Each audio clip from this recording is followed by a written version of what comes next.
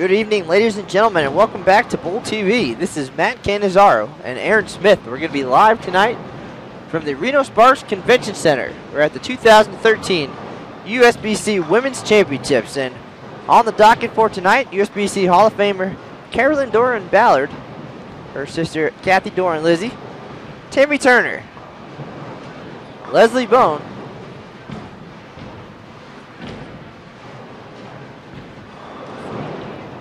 and Marsha Kamrowski. Now Marsha Klompkin.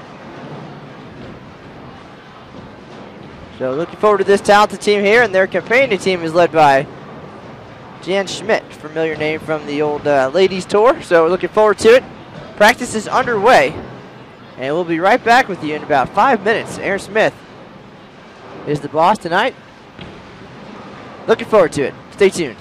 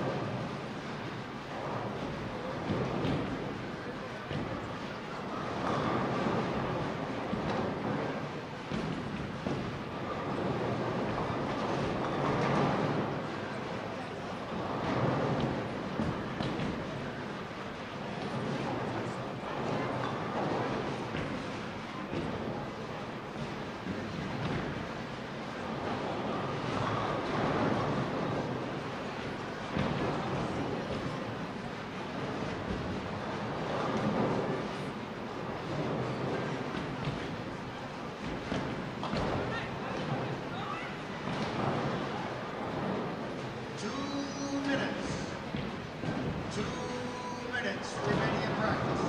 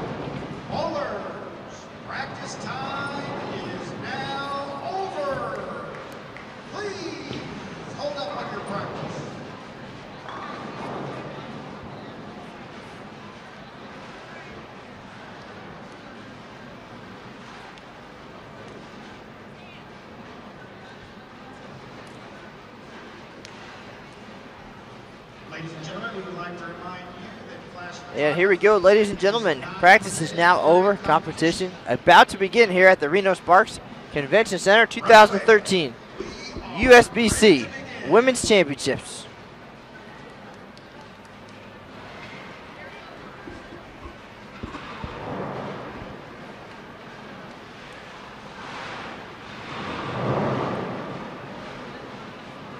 Bowlers, at the sound of the bell, you may begin your competition. Good luck, good bowling, and we'll see you back here again next year at the Reno-Sparks Convention Center.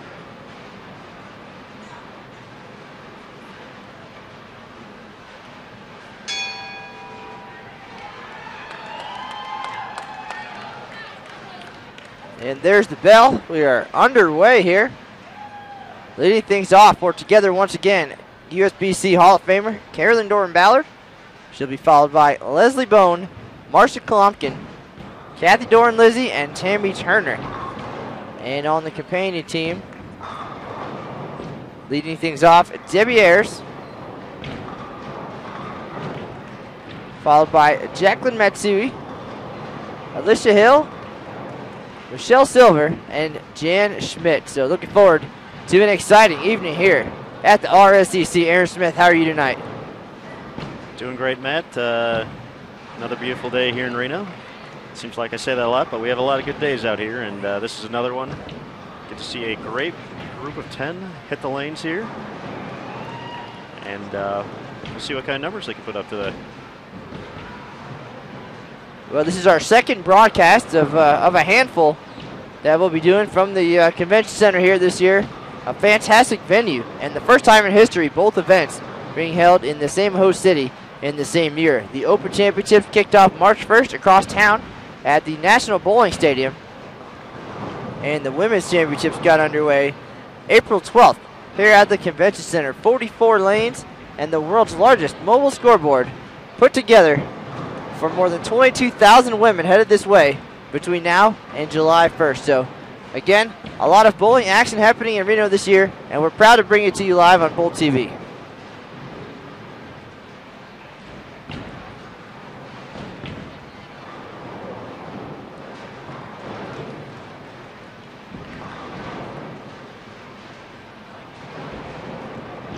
Carolyn starts off her 2013 event with a strike.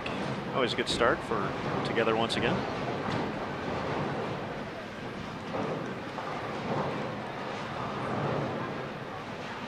You mentioned a lot of bowling going on in Reno, Matt.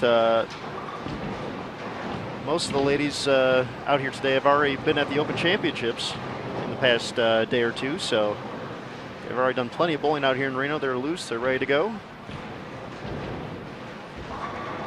They are ready to strike. Leslie Bone up on lane 29.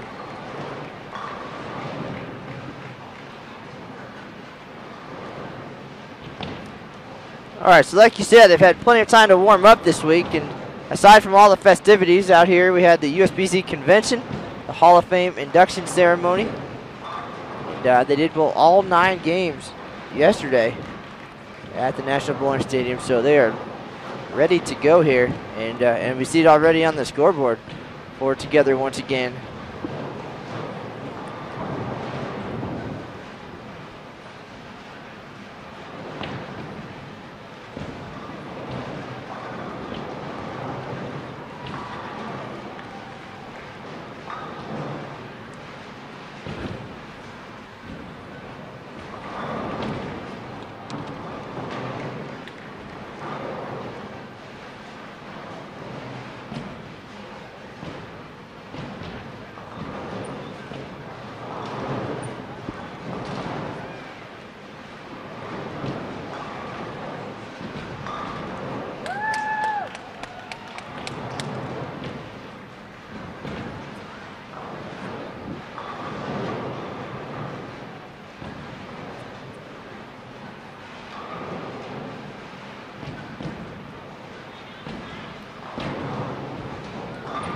Although the members of this team have changed over the years, Together once again, a very successful group here at the Women's Championships. As we said, Carolyn Dorin-Ballard, a Hall of Famer and a 5-time champion here at this event.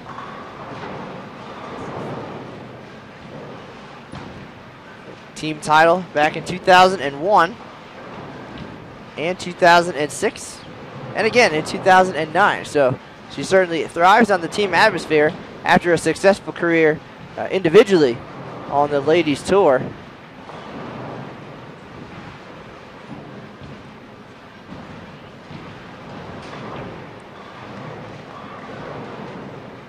On those 2006 and 2009 title winning teams, her sister, Kathy Dorin-Lizzie, also on that team. Tammy Turner on that team as well. But I think anytime all these ladies get together on a pair of lanes, it's certainly a good night for some scoring for sure. So looking forward to a lot of strikes being thrown here tonight. And we can pretty much spend the entire evening going down the resume of each of these talented players. So we'll offer what we can, and we'll let the scoreboard say the rest.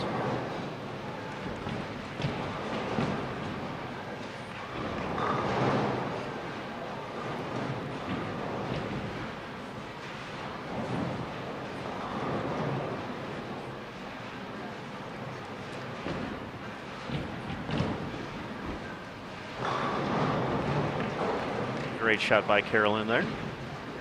Start off with the first two.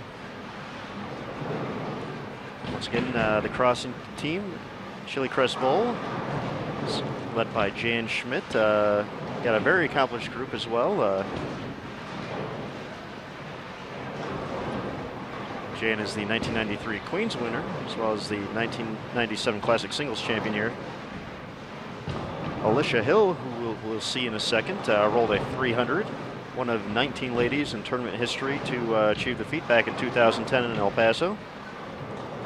Debbie Ayers is a San Diego USBC Hall of Famer. And Michelle Silver is a California Women's Bowling Association Hall of Famer. So certainly some talent on 29 and 30. Very accomplished group across the board. So we'll see how they attack this Women's Championships oil pattern.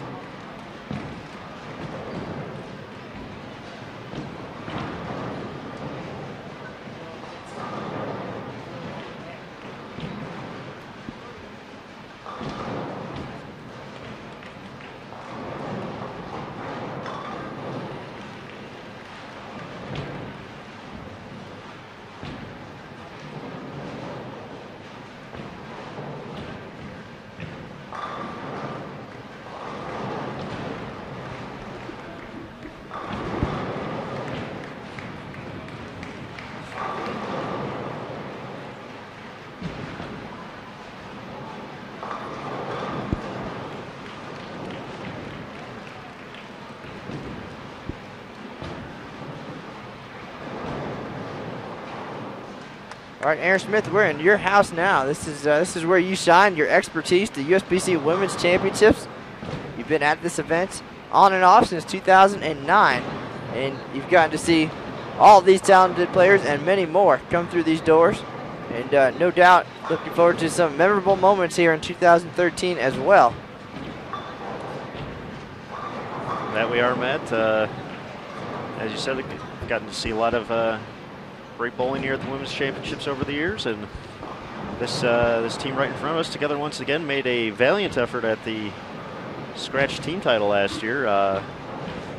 Pretty much the same exact team. Leslie was not with this group last year. They had Brenda Padilla, and they actually ended up finishing second to Coefficient of Friction out of Palo Alto, California by a staggering 5 pins. So the Coefficient of Friction team knew the number they were going for. Together once again had already bowled and posted a 32.97 total. And coming into the 10th frame, knew what they needed, and their anchor, Mandy Green, got just enough. I believe she left a 9 pin, covered that up, and got enough count to get the job done. But that actually would have been a three-peat at the National Bowling Stadium for Together once again, after winning the Classic team titles in 2006 and 2009. So they're certainly at home in Reno here. Carolyn looks at home here at the Reno-Sparks Convention Center, starting off with the 3-bagger.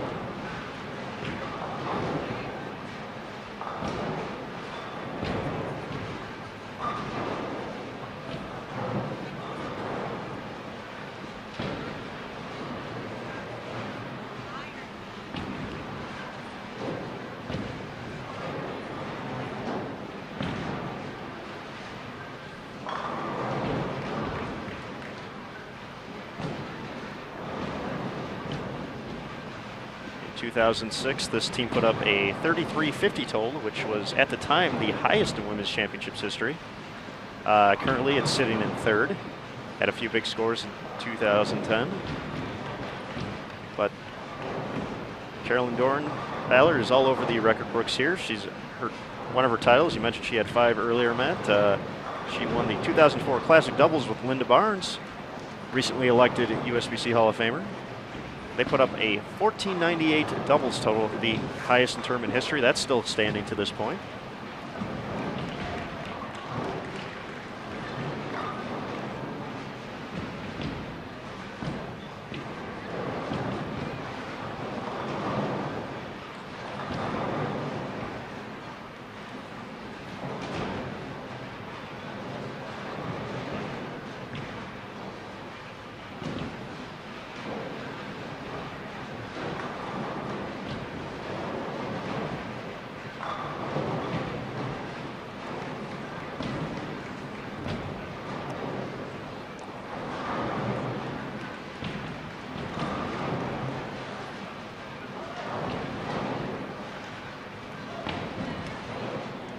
We do appreciate everybody joining us on this fantastic Saturday evening. Bowl.com, Bowl TV, the place to be, no doubt, to watch some very talented and accomplished ladies get it done here at the 2013 Women's Championships. A rough start so far for Marcia Klumka, 3 opens. Her husband Steve is in the crowd, and they're talking about what they saw. They were actually bowling the 10:30 squad over at the Open last night. In the last game of singles, Steve actually made a run at perfection, starting off with the first 9 strikes before a ring 10 pin popped up on his first shot, and ended up with 277. Had a nice 700 set in singles, and well, Steve, a 2-time champion at the Open Championships. Works at Storm Bowling Products in Utah. Marcia, a former teammate at the University of Florida back in the day. Actually met her for the first time when I was 13 or 14 years old. So I know Aaron's going to make some kind of crack. That's like an eternity ago. It's, yeah, 20 years. We go way back and then spent some time in Gainesville, and then of course she moved on to the ladies tour. Found some success, and now has a nice career as a teacher. So, how about that? Putting that University of Florida education to good use.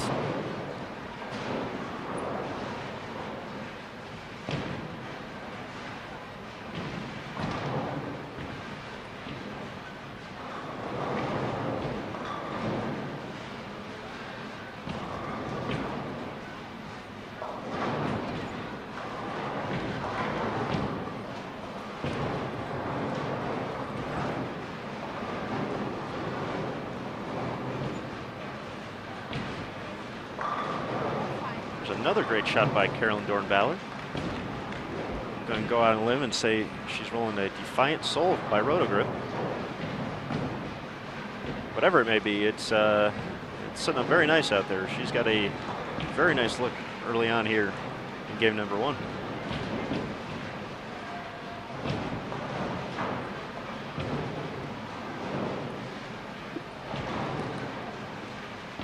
Well, obviously much too early to talk about perfection, but still not a 300 game at the 2013 Women's Championships.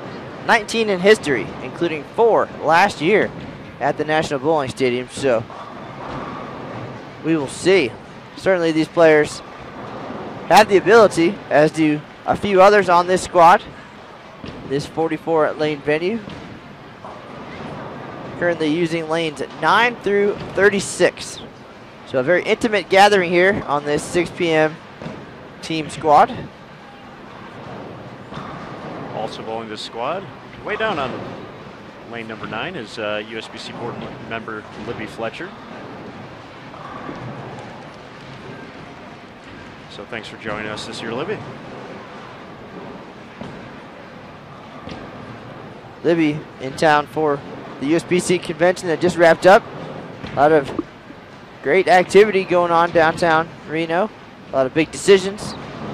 All kinds of goodies happening. So all those folks in town might as well take advantage of the chance to bowl while you're here as well. Saw a lot of them on the lanes. Board members, delegates, bowling fans, friends and family in town for the Hall of Fame inductions. Got to spend some time there the other night as well. You mentioned Linda Barnes inducted. She was joined by Rick Steelsmith, Jason Couch, Don McKeon, Shirley Levins,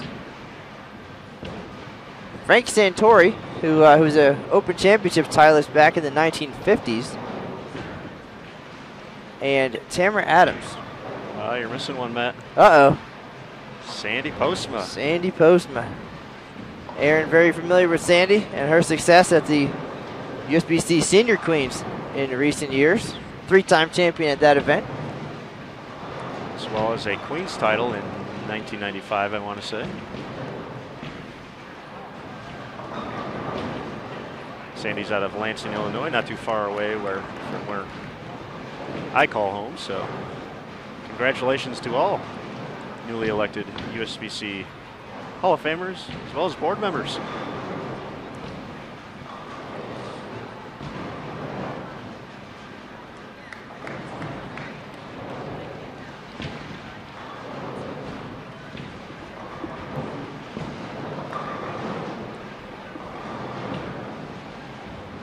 Kathy leaves a 10-pin there. Still a good shot.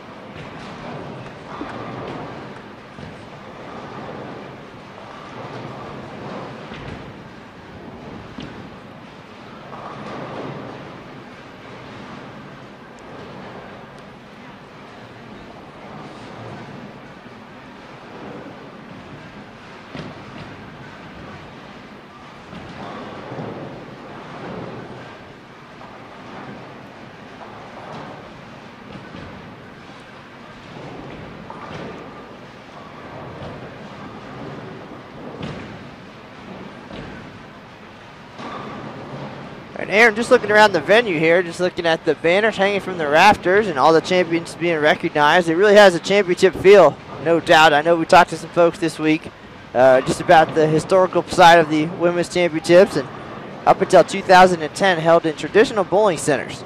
And now you know, this big stage built and provided for the women's championships, certainly increasing the championship feel of the whole thing. You really feel like you're a competitor now when you come out and you see the high ceilings and the banners and the scoreboards and your name and lights. Certainly much different than the early part of the history of this event, and a fantastic effort here inside the convention center. This building actually hosted the USBC Open Championships back in 1977, 1984, and 1990 before the creation of the National Bowling Stadium, and now we're back for a 2-year run.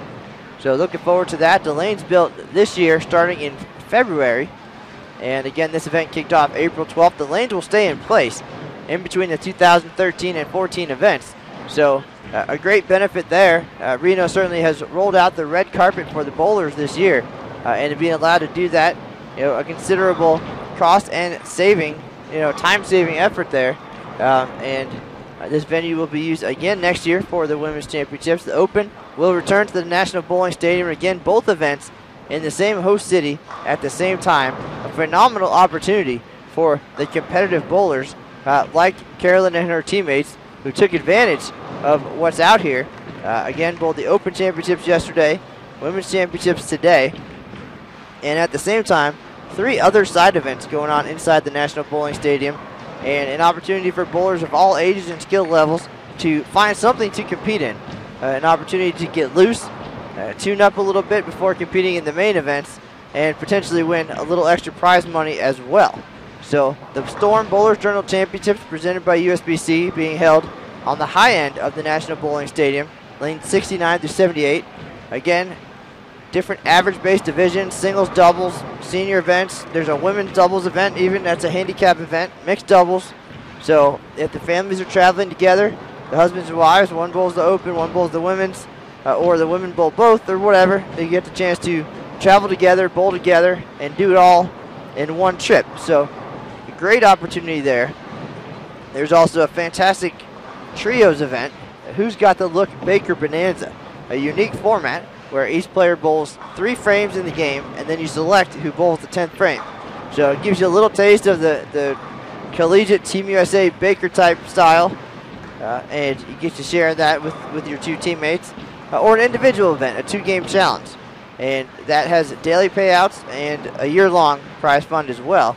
And if you're in a hurry, you just want to bowl a couple games, get loose, there's 2 games, a little bit of prize money, not a problem. So really 4 events happening inside the National Bowling Stadium, plus this event just 3.5 miles away. It certainly is the year to be a competitive bowler in Reno.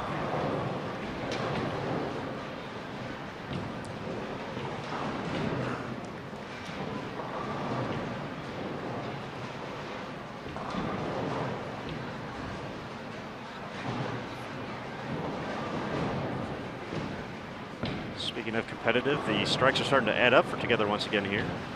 Marsha Klompkins gotten lined up after a tough start.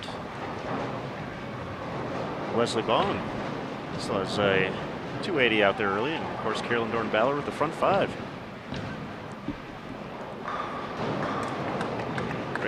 Great shot by Alicia Hill there. From the left side, Maddie. Alicia Hill with a 300 game here in 2010, so she helped break in the convention center setting with the 300 game in El Paso. That was the first year that the event made its way inside the convention center. Yeah, that was a very exciting day. I actually believe we were live streaming. Myself and our good friend Lucas Wiseman were live streaming right before the Queen started, and Alicia as well as Karen Boyd both shot 300 during the team event. And while that was going on, someone we mentioned earlier, Brenda Padilla, bowled an 802 while that was going on. So that was a very exciting team squad. Then, of course, the next day, Jody Wessner put on a show, 816 in doubles on her way to a 2330 all events total, record total. Well, a record-setting year for sure, and certainly a fantastic way to break into the new handicap format at the time that year, and a new venue. Just a brand new start for the Women's Championships, and certainly in record fast and a lot of fireworks at that event. I mentioned earlier how this Together Once Again group had set the all-time team series record back in 2006 with 33.50.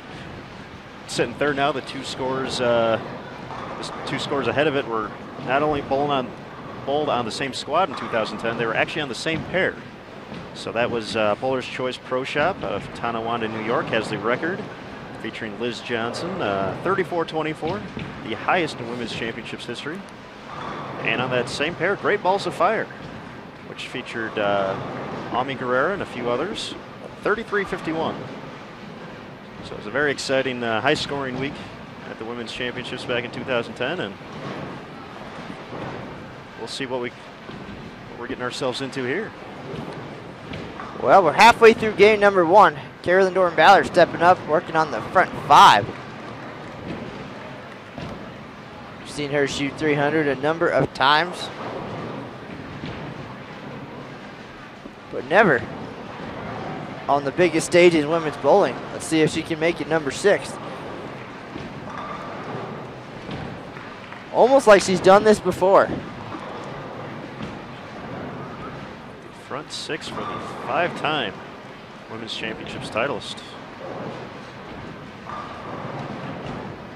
So she came close to a 800 here back in 2004, finishing with 793, and that record doubles effort with Linda Barnes. So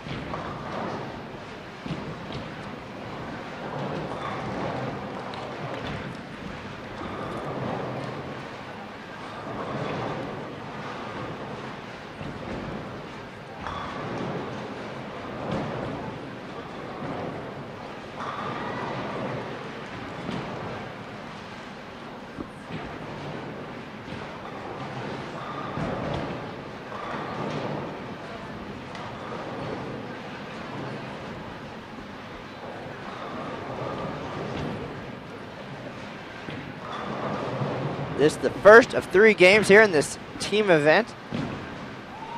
We'll be here for the entirety. If you're curious about the Women's Championships lane conditions, you can go to bowl.com, find the Women's Championships page, and there is a lane conditions information box that will give you all the details and a graph so you can see what these ladies are bowling on. Another great shot there by Hill. I can see why she bowled a 300 game in 2010.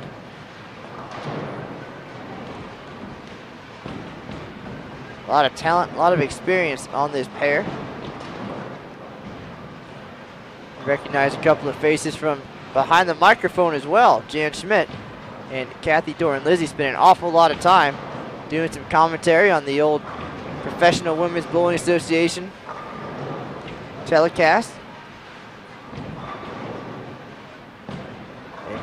Plomkin continues to struggle here, leaves a 7-pin, was looking for a double after starting the game with 3 consecutive open frames.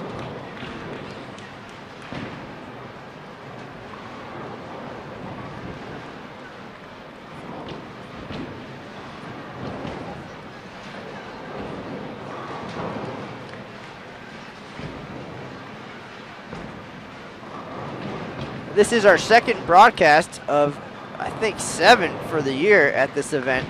And the big difference, I think, between this event and the Open Championships is that everybody's just having so much fun here. At the Open Championships, people seem serious all the time. And here, no matter what happens on the scoreboard, they're having a fantastic time. And they certainly look the part as well. Almost every team, again, I mentioned this the other day, but almost every team dressed alike here for the Pride Award. Dress for success, I believe, was the phrase, man. Mission accomplished. See some folks from USBC headquarters here as well, still in town from the convention. Lori Semitic and Roberta Hafner. Lori works in the rules department. Roberta, partially responsible for some of the awards program. Just a few pairs to our left here.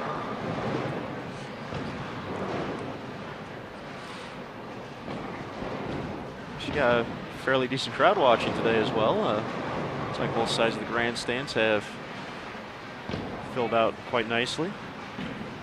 few folks watching on the in the hallway as well here. We got the PBA Hall of Famer Doug Kent watching these talented ladies as well. Doug can't stick around for too long though. He's got a bowl tonight. Yeah, Doug's team had a pretty solid performance yesterday at the Open Championships, just under 3,400, I believe, for their team event. And they'll be back at it at 10:30 p.m. for doubles and singles.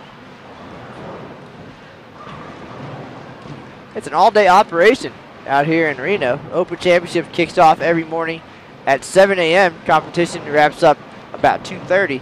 And the Women's Championships also underway at 7 each day. It gets done a little bit earlier, about 1 o'clock. And then some time for the lane crew to get things set up and ready to go again. So it's non-stop competition. Women's Championships will run 81 days in 2013. The Open Championships, 125 days of competition from March until July. And Carolyn absolutely locked in. That's the front seven for the Hall of Famer. We won't see the red X's out here, Matt, but over on lane 14, we got a string of strikes as well. Marianne Tallman, perhaps? Kind of tough to see. The names do cut off after so many letters, so. But the front six down on 13 and 14 here at the Reno-Sparks Convention Center. So Aaron, things a little bit different this year. Again, the USBC Queens and US Open not part of the festivities here in Reno this year, and that's going to change the landscape a little bit of the teams that come and bowl. Usually, when it's Queens Week or last year the U.S. Women's Open happened, they bowled under the arch there in Reno. You know, the teams come into town, they spend a week, they bowl the Women's Championships, they bowl in the big event all together. And here you see a lot of the talented players will come out separately to bowl the Open Championships, and perhaps their usual Women's Championships teams, you know, not coming together this year like they normally would. Where you mentioned, you know, the one squad where we had all kinds of honor scores, but we will have that opportunity again in 2014. The USBC Queens will return to Reno. That will be held in late June. And so, again, all the best women bowlers in the world will head our way to the biggest little city in the world, and they'll have the opportunity to bowl the Open Championships, Women's Championships, and the Queens all together. So that's going to be an exciting week, no doubt, coming up next year. And registration for those events already open. You can go to bowl.com. You can sign up for the Open and Women's Championships. You go to the respective pages and go to the Register Now information box, and it will have all the details for you, answer all your questions, and give you a chance to get online and register easily and quickly.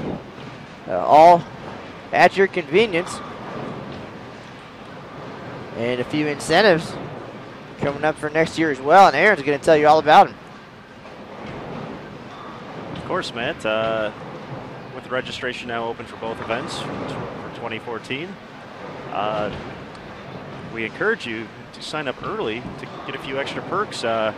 If your team is signed up by July 1st, fully paid, at both events, you'll get $20 in championships cash, which allows you to use that credit towards basically anything in either the National Bowling Stadium or the Reno-Sparks Convention Center.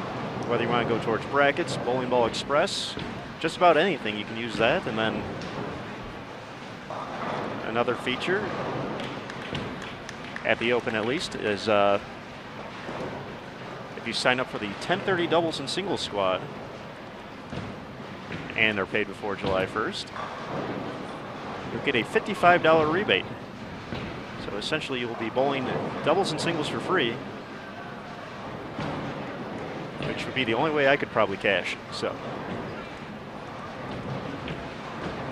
but both of those incentives on the horizon in 2014, so be sure to get your team signed up early. Take advantage of those great opportunities. Together once again, just looking to take advantage of a great seventh frame here. All five competitors striking. And despite a few early opens, their strikes are certainly adding up now. Both teams are working together to kind of break down this oil pattern.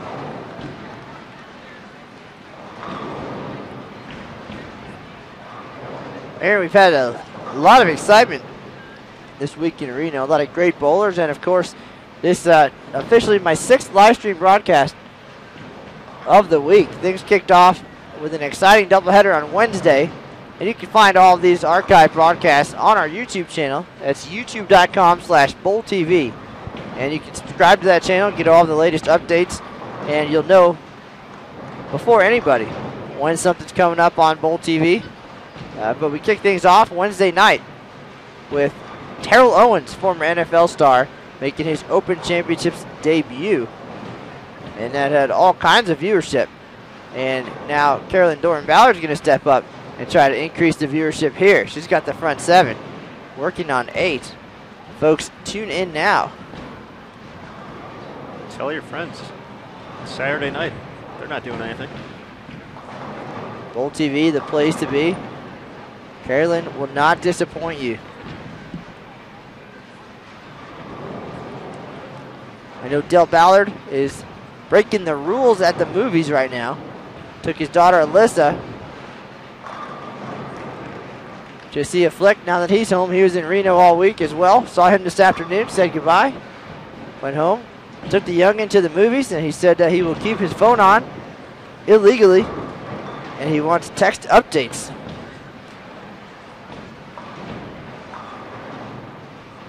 Hopefully the ushers don't catch Del. Tell him when she keeps on striking, and if they take his phone away before it's over, he'll be on the edge of his seat the rest of the way. But again, like the rest of you, he can check the archive broadcast on Bowl TV. After Terrell Owens got it done on Wednesday evening, 3-time champion Matt McNeil put his doubles and all events titles on the line. Did not repeat, or will not repeat, but nearly found success in singles this year. Ended up with 787, just 2 pins shy of regular singles leader John Zerbinski. And Matt had a chance at it going into game 3, just needed 255. I say just, that's about his average for the last 3 years at the Open Championships. And an untimely big 4 in the middle of game 3 did him in. Followed by the stuffed 8-pin as well right after that. So his bid for becoming the first bowler in tournament history with 4 800s came to an end, and the singles title just out of reach. So a solid year, and his second 780 top 10 in singles in his career as well. Had one back in 2007. So you can see that and more again on Bowl TV. And then we headed over here to the Women's Championships for our first broadcast of the year on Thursday afternoon. USBC Hall of Famers Leanne Holsenberg and Kim Terrell-Kearney. It was a lazy Thursday afternoon. Kicked back, joined some of our closest friends up here in the bleachers, watched a little bowling, had a good time. Always nice to see Leanne and Kim and see them bowl well. And then later that night, we were live streaming the USBC Hall of Fame induction ceremony. We just ran down that list a few minutes ago. Exciting to see some good friends become enshrined in the Hall of Fame. Yesterday, we were back at it at the National Bowling Stadium. Talented team from Minnesota, Dan Bach and Chad Nelson, had a solid performance. Both teams right around 3,200. But the story of the night was a few pairs away on the other side of the center aisle. BuddiesProShop.com, led by former Team USA member Mike Mullen, made a serious run at the lead. Top scorer over there this year, 35-38, the highest score in history. And those guys made a good run at it, came up a little bit short, moved into the top 10 with 34-38. So a lot of excitement. And we're back here with the conclusion of a live stream week in Reno.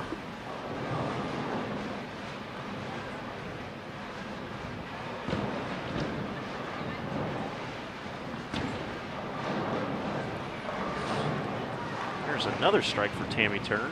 That is now 6 in a row. after an early open.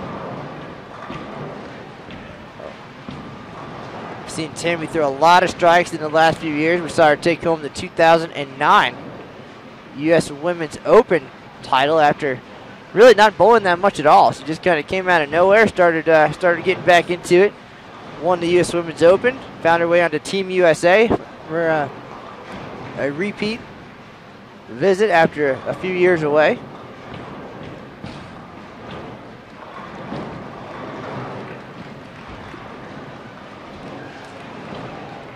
Tammy was also the 1994 PWBA Rookie of the Year. And won 4 PWBA titles between 94 and 96 before back surgery kind of put her career on hold for a while. Well, nice to see her back. Nice to see Carolyn back on the approach. 8 in a row, looking for 9. Little slow there. Goes high. Almost leaves the 4-9. 4 goes out late, so she's looking at a 9-pin. The run comes to an end at 8. A fantastic run by Carolyn, though. We don't hear as much about team strategy here at the Women's Championships and breaking the lanes down. It's not as technical as it is at the Open Championships. Certainly didn't hear much chatter about the plans for tonight. Again, everybody here just having such a good time most of the time. Certainly everybody wants to win to see their names on a banner. But perhaps the game plan not as detailed here at the Women's Championships. Although well pattern they're bowling on, a little softer than what you see at the Open. I do not believe it's sport compliant. However, it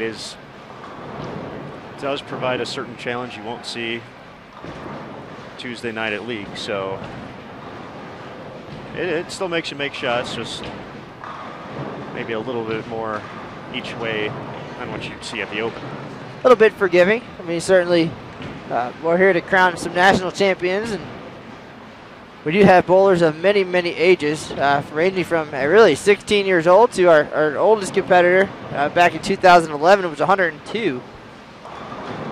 Had some older ladies on our last squad right before we kicked off this team event, and it's a timeless sport.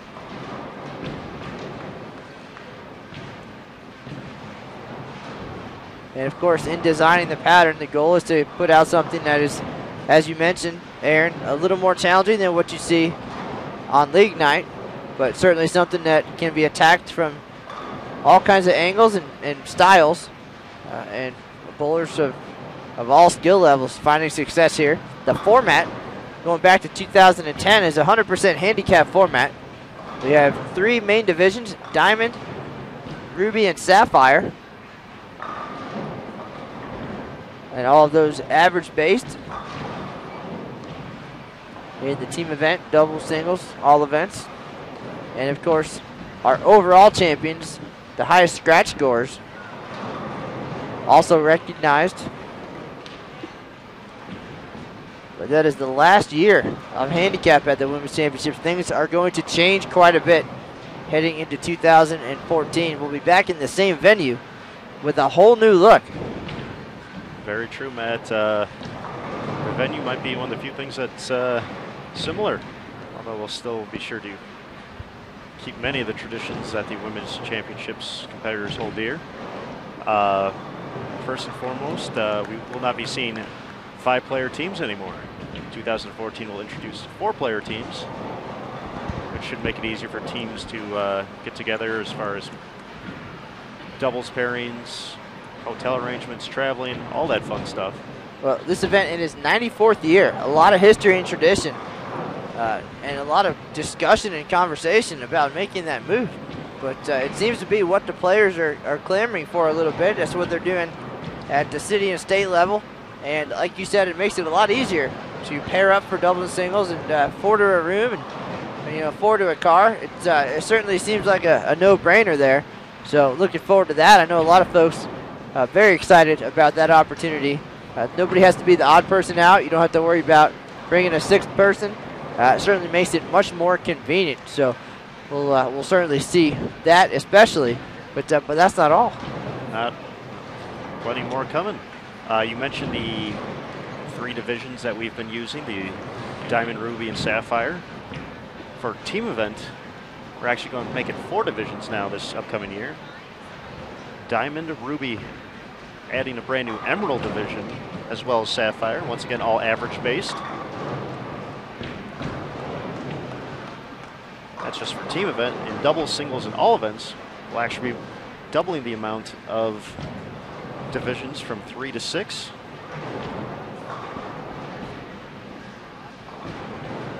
And once again, we'll be going back to the all-scratch format. So it'll be certainly a new look here at the Reno-Sparks Convention Center. Well, the look itself may be pretty close. I'm sure there'll be some changes, but the actual tournament format will be certainly new and exciting one to watch. Well, these events, despite a combined 200 years of tradition, always a work in progress, always taking feedback and trying to improve the experience and enhance things for all of the bowlers. Carolyn Dorin-Ballard trying to enhance her strike total. Gets the first one in the 10th. So possible 279 for the Hall of Famer here. She did have the front 8 before leaving a 9-pin.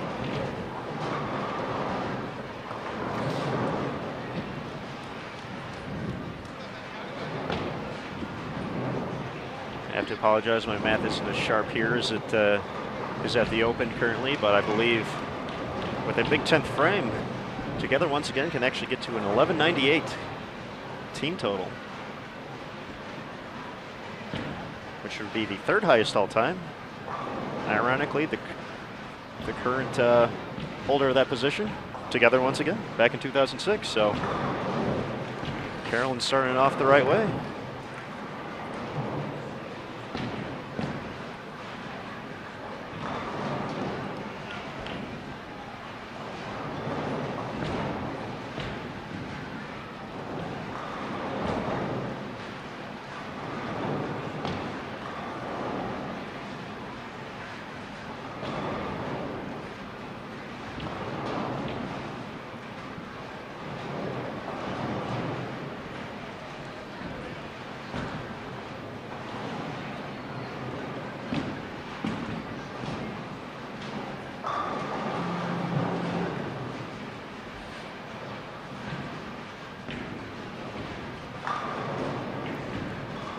Some fireworks early from the Hall of Famer, CDB, 278.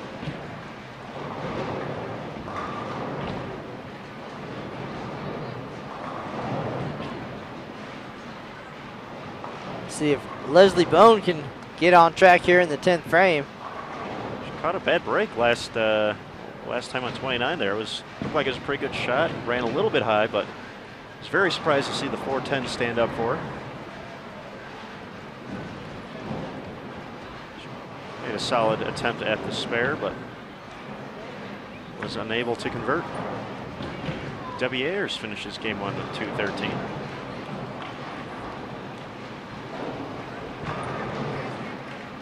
There's a nice shot by Leslie. Leslie, of course, the wife of PBA Hall of Famer Parker Bone III.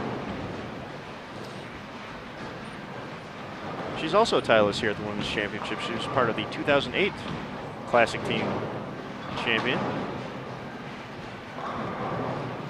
Yeah, if I'm not mistaken, and it's a very confusing situation a little bit, I believe that Leslie's sister is Chrissy Kent. Yes. Married to Doug Kent. That is why Doug is here watching. You're not as crazy as you look, so. Very close-knit family, very supportive of each other. Chrissy was also a part of that 2008 championship team, so.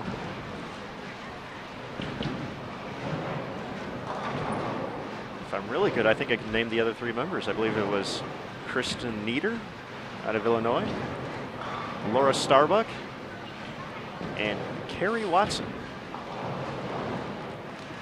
That's Carrie's 2nd title at the Women's Championships as well. So I would never question your expertise at this event. I certainly hope I'm right, but That was a year before I started, so. Do appreciate everybody joining us. This is the tail end of game number 1. This team event 2013 USBC Women's Championships. Little change of pace. We're over at the Reno-Sparks Convention Center. Matt Cannizzaro and Aaron Smith showing the best of the best here at the WC. Carolyn Dorin-Ballard leads things off with a 278. Leslie Bone, 214. Big numbers here early. A lot of strikes still on the board.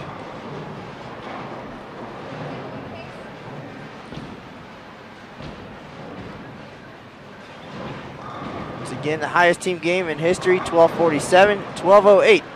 Next on the list, 1185. Bye together once again. A little bit different roster, but there it is nonetheless.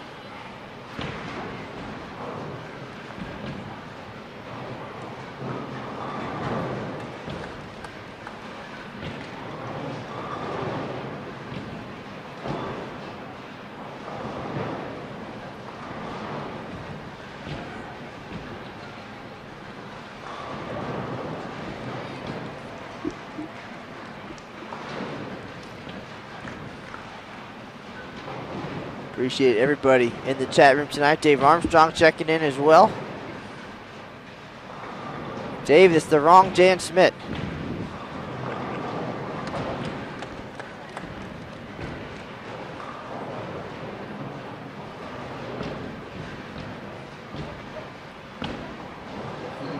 Marsha Klumpkin with a strike here on the fill. Will be at 182. That should be 172, Matt. 172, sorry, sir. Scoring system a little bit different here at the WC. Marsha off to a rough start this game with 3 opens.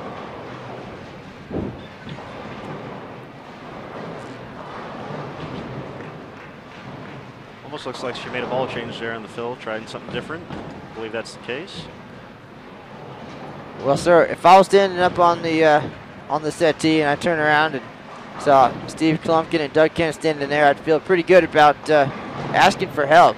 Certainly those two gentlemen have won their fair share of things, and I'm sure glad to offer some advice. And Marsha goes to talk to Steve.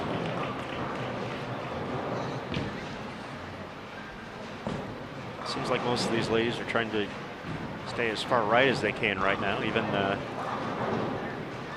Tammy Turner's been moving further right, trying to create a little area. Great shot there from Doran Lizzie. We saw her out on tour as well. She has a title in the PWBA back in the day. That organization closed its doors in 2003. She did have the one win, but spent most of her time with the microphone in her hand as the sideline reporter for those telecasts. And we saw her actually was supposed to be in that role in 2011 at the USBC Queens and made a run. Almost took home that title. So her and Carolyn actually switched jobs that week. And Carolyn was the one with the microphone while Kathy made the run at it. So it's nice to see her back in the spotlight for a minute. And now she's back on the approach, working on 4 in a row, looking for 5. She's got 257 out there in game number 1. Went a little too far right to make it back, leaving the 2-pin. She's in the 240s.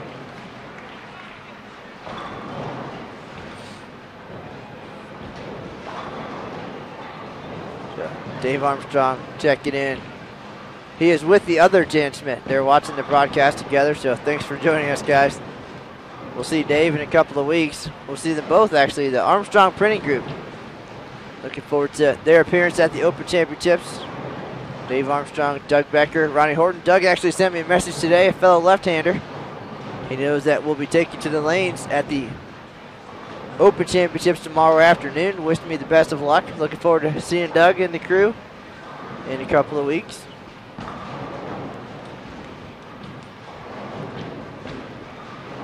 Kind of wish they were going first. Always like watching Doug get some notes and tips. Tammy Turner once again delivering.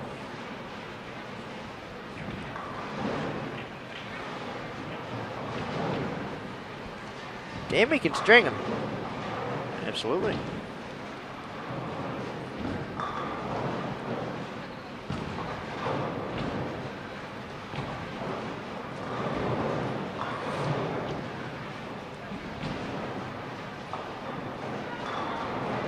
Schmidt leaves a 10 pin. Off her 10th frame. Queens champion. 1993. As well as a singles title here at the women's. Very accomplished pair. We are behind lanes 29 and 30 at the Reno-Sparks Convention Center 2013 Women's Championship, showing off this fantastic venue. Couldn't have happened without Greg Moore and his crew, and Brock Kowalski doing all the design work. Even the masking units, custom done, featuring the jewels of the Women's Championships, Diamond, Ruby, and Sapphire. We saw our defending Diamond team champion last night, some striking hot from Albuquerque, New Mexico, put their title on the line here. Got their awards presented to them in the squadron before competition. Great big diamonds. Looking forward to seeing that one on the mantle in a few months. And if you want your shot at Women's Championships glory, well, here we are, Reno. We're here until July 1st. Still plenty of room available. If you want to come out, get on the sub board, it's the place to be. Plenty of events happening in Reno this year. If you're a competitive bowler, come by. Bowl the Women's Championships, stop by. Get some games in at the Open Championships. Also 3 great side events happening at the National Bowling Stadium. There's a 2-game singles event, 3-person Baker team event, and of course the traditional Storm Bowlers Journal Championship. So something for everybody. You can put your bowling shoes on early in the morning. You don't have to take them off. Squat times all day long.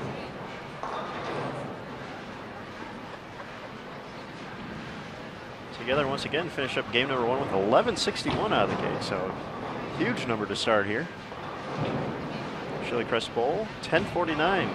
Very respectable as well. So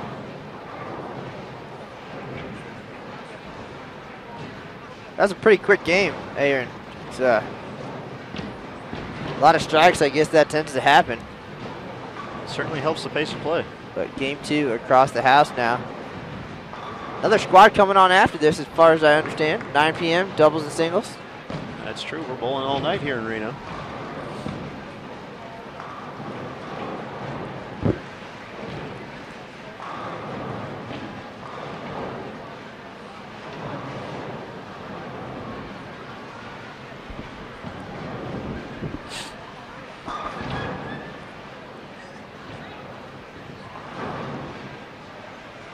See if Marcia Klumpkin can get back on track here. Not her best shot of her career, but everybody cooperates and looks the same on the scoreboard. So 3 for 3 for Together once again. 11:61 start. Making a run here early. Looks like Marcia switched from a Roto Grip Disturb to a Storm Lucid now. Sorry to make that change in the 10th. So far, so good.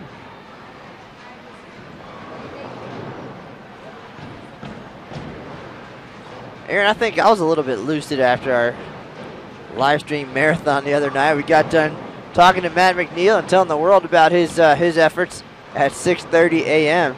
just in time to get changed and head over to the Women's Championships to get set up for some of our favorite Hall of Famers. That's what it's all about. We're nonstop action here from start to finish. There'll be plenty of time to rest after the Queens in September. So back to back to back to back to whatever. Bowling action. Once we get done here, we've got the Senior Championships in July at the National Bowling Stadium. Then we'll head over to Columbus, Ohio for bowling's U.S. Open. We have the men and the women all together in one place.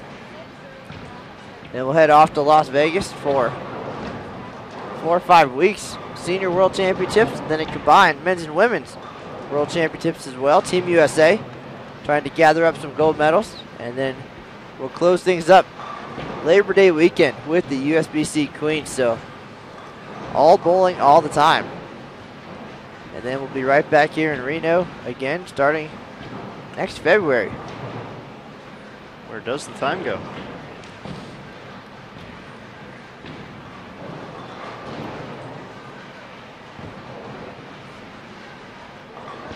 Tammy Turner with a big first game, 251. See, she start things off here, make it 4 out of 5. 4 together once again here in game 2.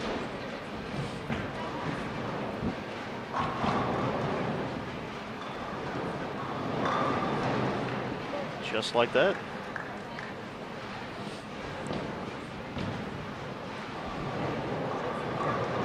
I think Dorin-Ballard got in trouble at the movie theater. Stop texting you? I gave him the heads up as requested on what's going on and haven't heard back. That's what happens when you break the rules. Those ushers are tough.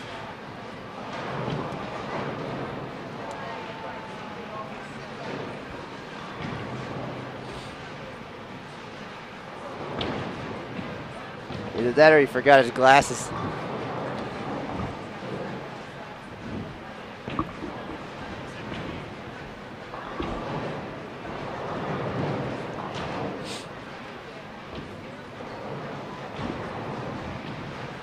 We've got some chatter early.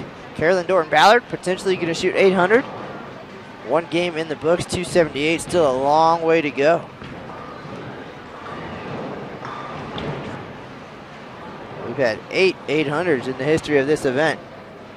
The highest, 816 by Jody Wessner in 2010 doubles, and Michelle Feldman on the way to the Classic singles title in 2009.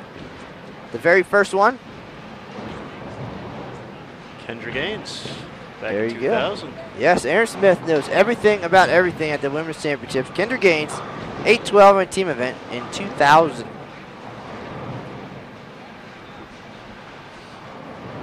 We did not have a single 800 last year at the women's. A few close calls, but never quite got there. And same way at the Open so far this year, not a single 800 series. So. And a quick question in the chat room about getting a session with Matt McNeil. Well, Matt McNeil is the featured coach this year at the 900 Global Showcase Lanes, the latest addition to the National Bowling Stadium. 10 lanes downstairs on the ground floor. Used to be a restaurant, quick bite to eat while you're bowling or working at the National Bowling Stadium, but recently transformed into a 10-lane bowling venue. And we'll call it the 900 Global Showcase Lanes, and any team can go out there for $100. Have a team practice session, a 1-hour session on the lane condition you'll be facing at the Open or Women's Championship. So your choice on the very same oil, lane surface, lane machine, you name it. Trying to simulate the conditions you'll face on the big stage. And for $200, you get to spend that hour with the 3-time champ. And he'll give you all the tips, help you with your equipment, get your surfaces right, get your game fine-tuned before you try to chase those eagles. You can find out more information about that on bowl.com. Go to bowl.com/showcase lanes. And you get the contact info and the details about those practice sessions, as well as links to those side events taking place on the showcase lanes as well. The 900 Global 2-Game Challenge and Who's Got the Look, Baker Bonanza. A little bit of practice, a little bit of competition, and you're ready to go.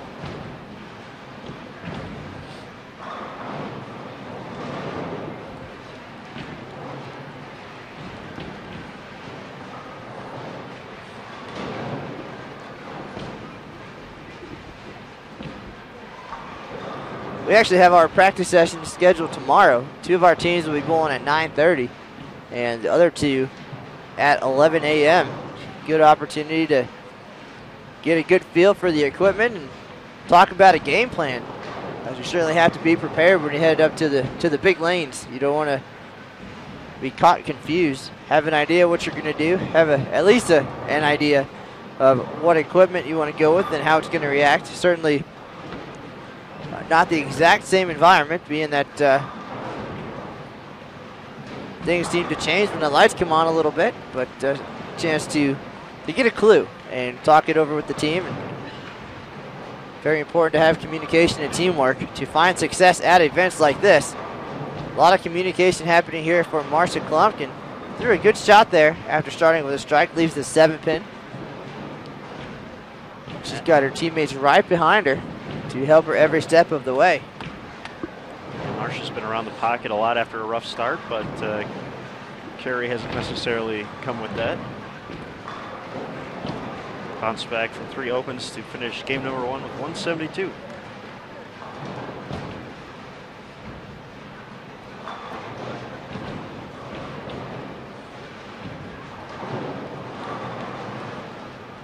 We do appreciate all of the shares and likes on Facebook, telling the world about our broadcast. We're live here at the 2013 USBC Women's Championships. Get the word out, tell all your friends. Bowl TV is the place to be on Saturday night. This is the last time we're on for a while, Matt, or what seems to be a while.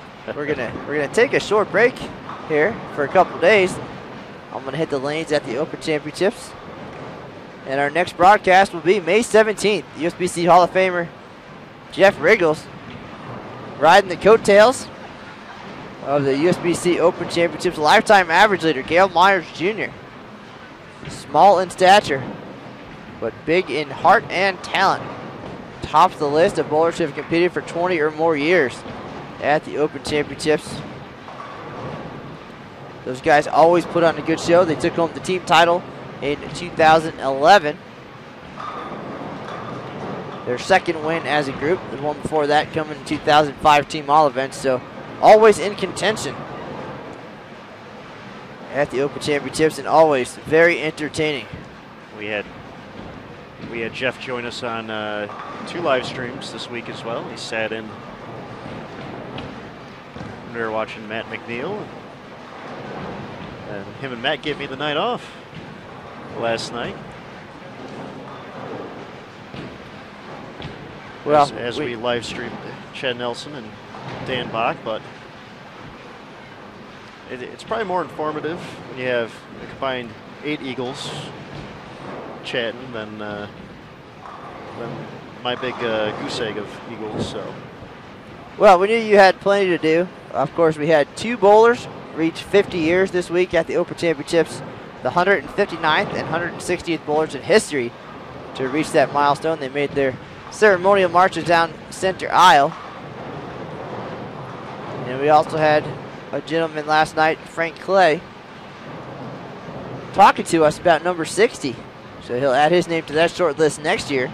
But we certainly want to get his feelings on the upcoming milestone. That's what we do. We're there to provide all the news and excitement, and of course tell the stories of our bowlers, whether it be high scores or a lifetime of dedication. A little bit of everything. You can find all the news and notes on bowl.com. Frank's going to be bowling that 10:30 squad as well tonight. Very cool guy to talk to. Seems like a lot of the milestone guys this year are out of the Midwest, so got to hear a lot of familiar stories about folks I grew up hearing about, so very cool experience.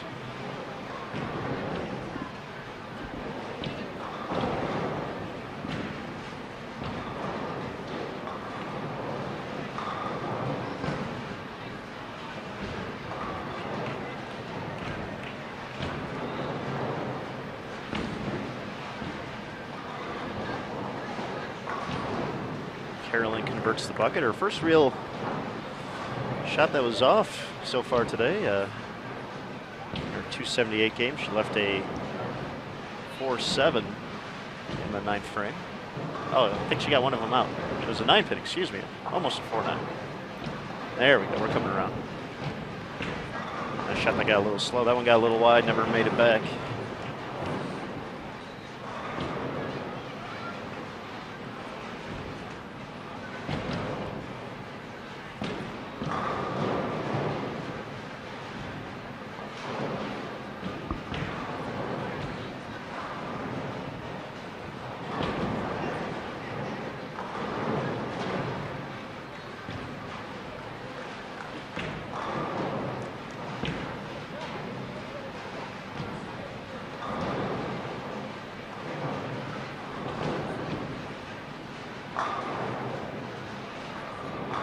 Got a message from John Drabinski. He's tuning in to tonight's broadcast.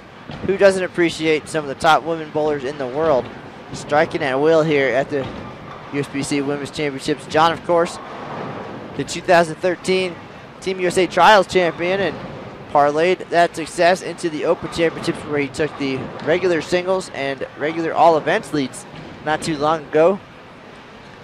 Led his team into the top 10 as well for the second consecutive year. Solid performance, 789 in singles, 22-28 on top of the leaderboards in all events. And he is the man to beat right now at the Open Championships. Long way to go though.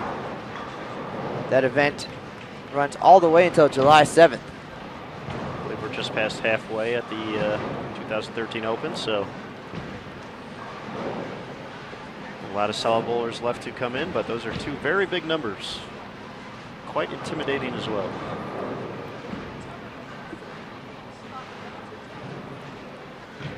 Here we got the defending champs in the building. The Diamond Team champions come to watch. Can't get enough bowling action here in Reno. If you're not bowling, you're watching. I believe they're scheduled to compete in our final squad this evening. Doubles and singles, so. Well, they too here for the marathon. They'll be bowling at the Open Championships tomorrow at 3 p.m. and then again for doubles and singles at 7 a.m. bright and early on Monday morning. So 4 consecutive days of bowling, no doubt some side events and practice mixed in there as well.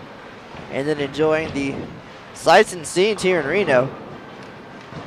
A lot happening. We had some folks last night, went out to Food Truck Friday just outside the National Bowling Stadium. A dozen or so food trucks lined up to feed the fans, feed the bowlers. Live music down there just outside the National Bowling Stadium. Can't miss it. On the walk from the Tri-Properties hotels, Circus, Silver Legacy, and El Dorado. Chance to get outside, get some fresh air. Starting to get really nice here in Reno. Almost nice enough to not even have to wear a jacket. Just about that time of year to go to the Reno Aces baseball stadium, right behind the NBS, taking a baseball game. Maybe go on Dollar Wednesday, some dollar hot dogs, $2 beers on Thursdays. Great way to spend the evening. Actually talking to a few folks about possibly Tuesday.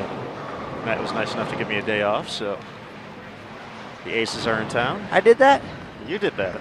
I need to check that schedule. Yeah, I was surprised by it too. Days off. You got plenty of days off coming up in September, October.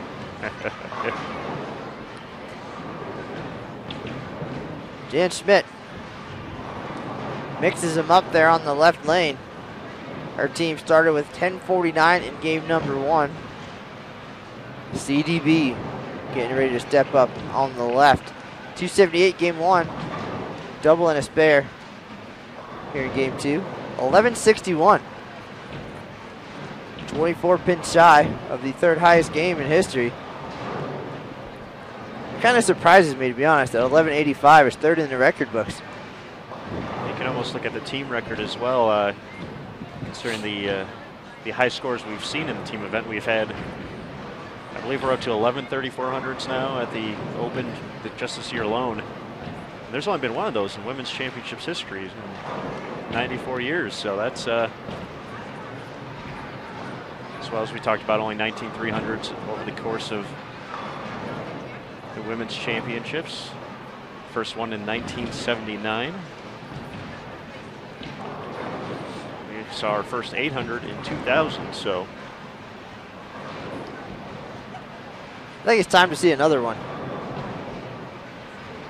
I agree, and I believe everyone tuning in would like to see that as well.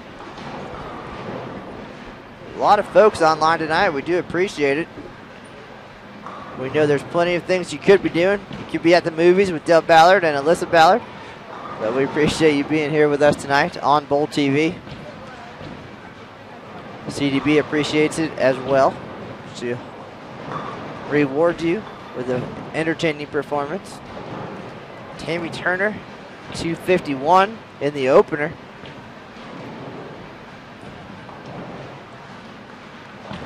I think she's got a big set in her as well. Seen her throw a lot of strikes in my day. She was even better before that, before the back injury you mentioned, in the mid-1990s. Along with her 2 titles here at the Women's Championship, she also has a .299 game back in 2007.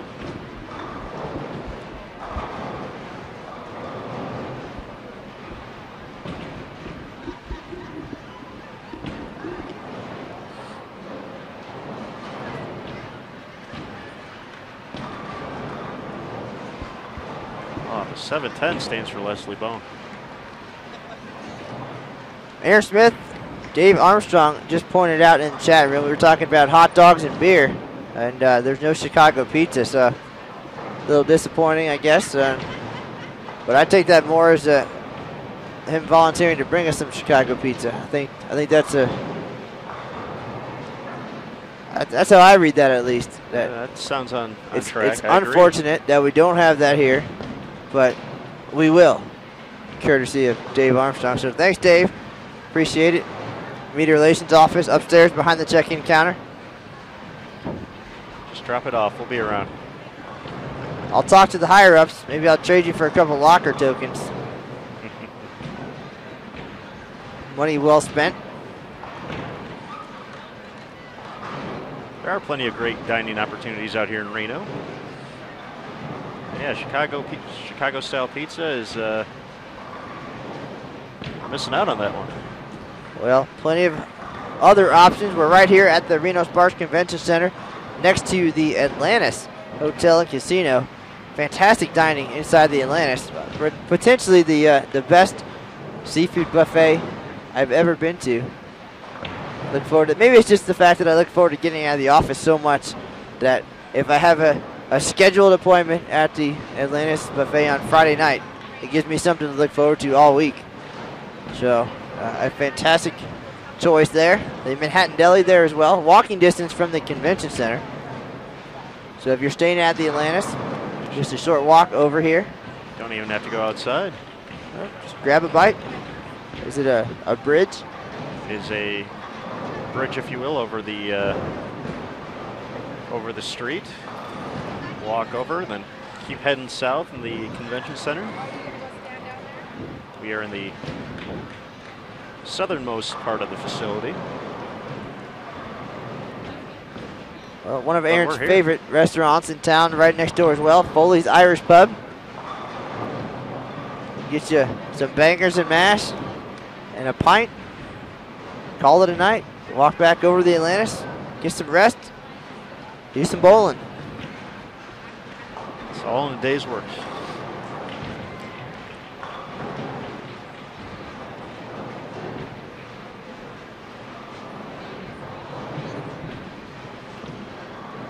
And we're about halfway through game number 2 here on this team event, behind lanes 29 and 30.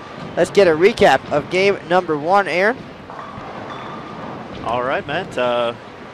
Once again. How about that? Put together an 1161 performance to kick off the 2013 team event. Carolyn Dorin-Ballard led the way with 278. Followed by Tammy Turner, 251. Kathy Dorn-Lizzie, 246. Leslie Bone, 214. And Marsha Klompkin, 172. Their companion team, Chili Crest Bowl, put together a 1,049. Led by Jan Schmitz, 237. Was followed by Michelle Silver, 214. Debbie Ayers, 213. Alicia Hill, who has a 300 at this event, 204. And finally, Jacqueline Matsui, 181.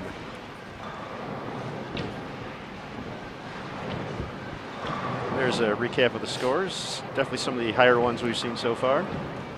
A lot of strikes up there in game number 1.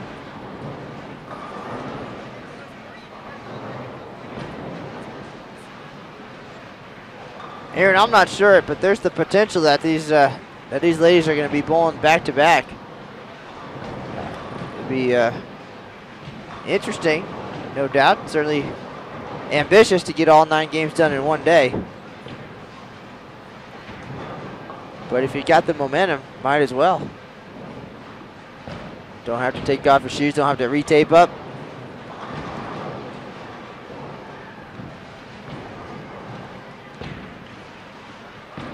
Then I guess if you don't bowl so well, can't drown your sorrows. Come back the next day and try again. That is true. Carolyn's back on track. Strike on lane 30.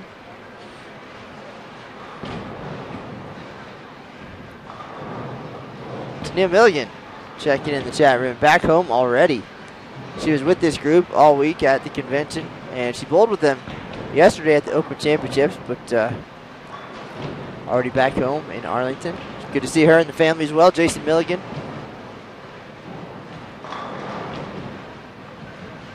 Has revamped my bowling game as of late.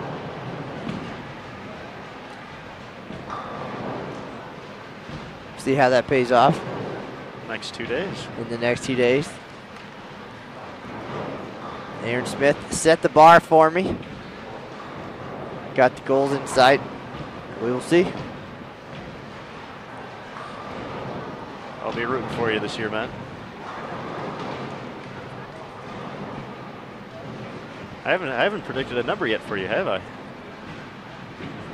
Well, after you put a bold prediction on your Facebook page about what I would shoot, then I disappointed all 50 people or so who responded and trying to guess. So I'll have to, by the end of the show tonight, I'll have to think of the number. well, but Aaron, everybody's guess was well above what you ended up shooting. So at least your fans out there have confidence in your ability. But now they realize why we're back here behind the cameras. We wear the suit and ties for a reason.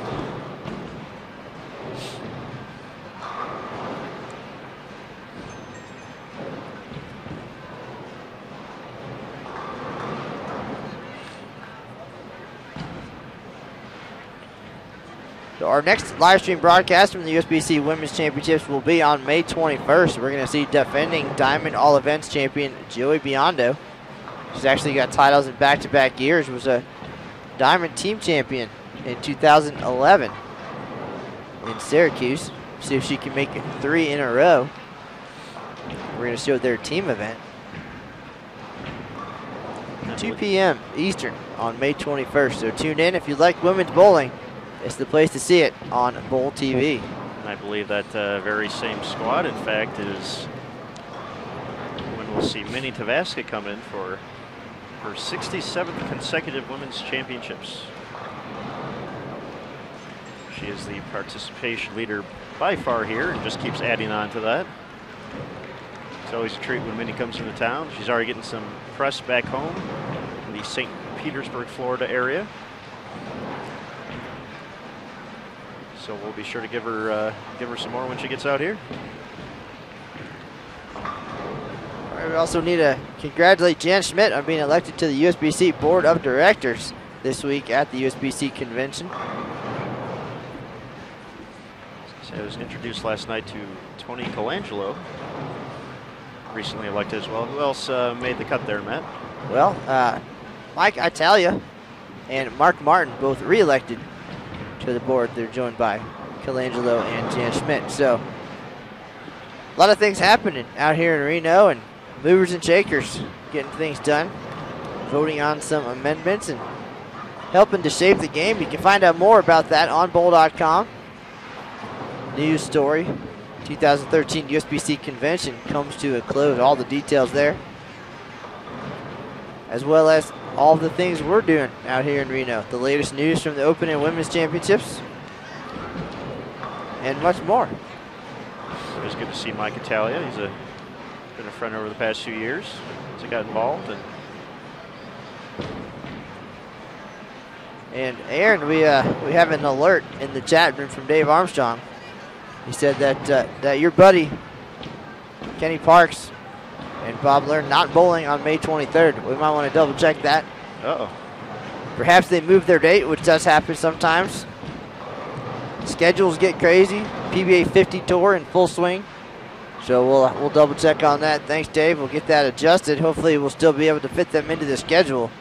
I know that's the only reason Aaron came back to work with us this year, was for the opportunity to live stream Kenny Parks. KP.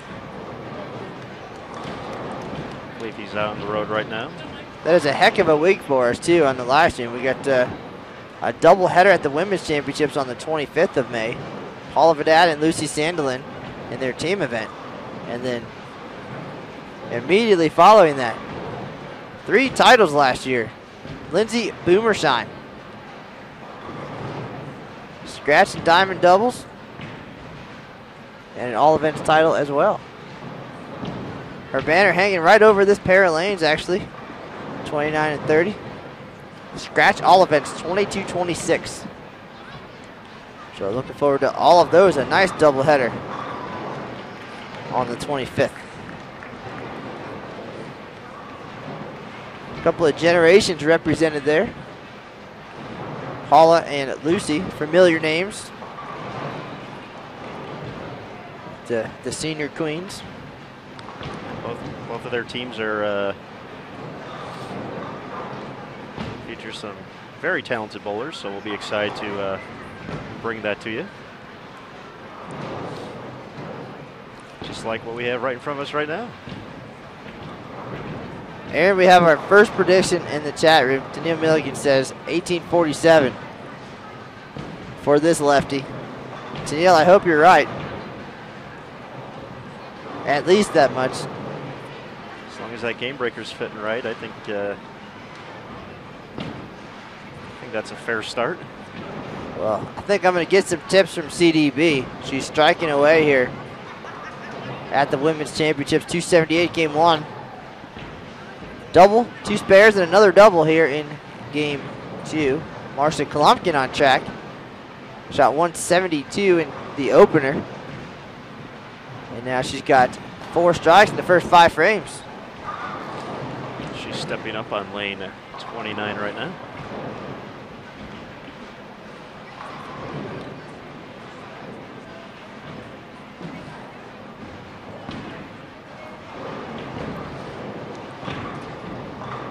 Great shot there from Marcia.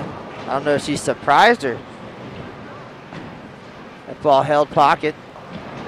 Holding on the offense. Bowler number 3, according to Tammy Turner. So, well, whatever you did there, do it again. 4 in a row for Marcia. So they found some hold, it looks like. Aaron is on the horn to Kenny Parks right now. Aaron, if that was your day off, what would you do? Wait, I get more days off after next week? Well, potentially, if we could work a second day off on the schedule. What if KP was coming in on your day off? Oh, I would be at the National Bowling Stadium no matter what, Matt.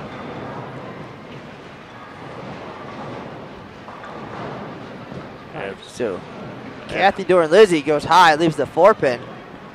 I have high expectations for Mr. Parks this year, so. I believe it was in Vegas. He had a 299 back in 09. I don't know. He's not the same since the haircut, but we'll see.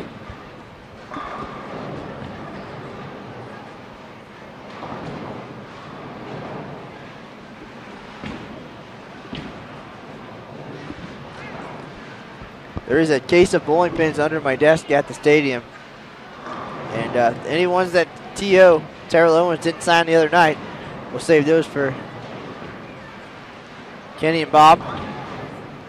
Maybe we'll give one away.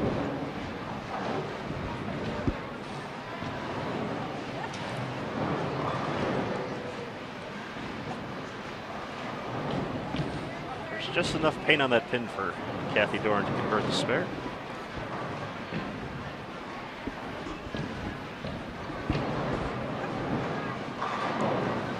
So this team event flying by. Once again, Matt Canizaro and Aaron Smith here at the Reno-Sparks Convention Center.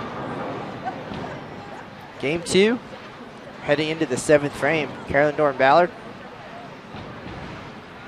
shot 278 in game number 1. Tammy Turner now up on the left lane. 2 strikes this game after shooting 250 in game 1. Strike number 3, a great shot by Tammy.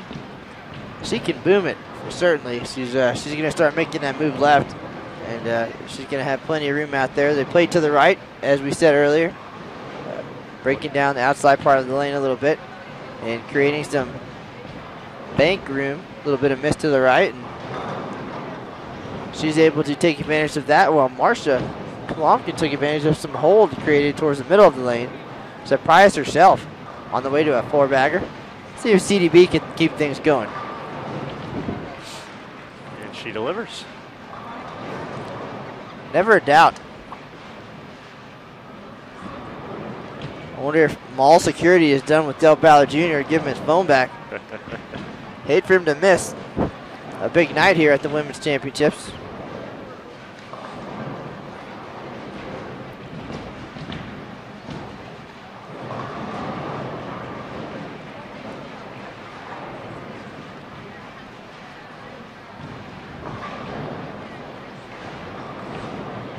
Got some of our teammates in the building as well, in town for the big day tomorrow.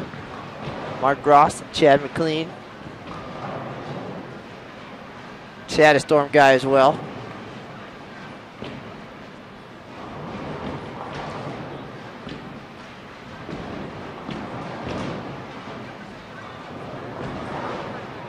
Let's see if Marcia can keep it going.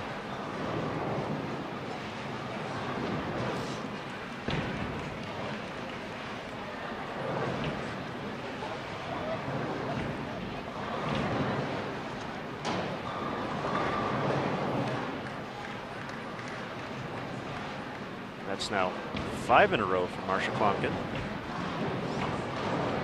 I think she liked that one a little bit more.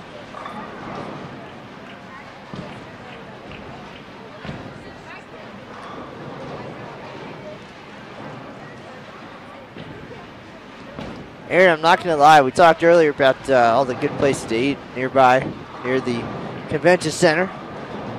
Lots of good eats at the Atlantis, and all of a sudden, I got the awful on the brain. Uh-oh. The Little Nugget downtown. I fought it off this long. Been here since mid-February. Give in. Got to fit into my suits. However, if we start walking between the two venues, it's only 3.5 miles. Perfect excuse. And if we take Virginia all the way down, Little Nuggets on the way.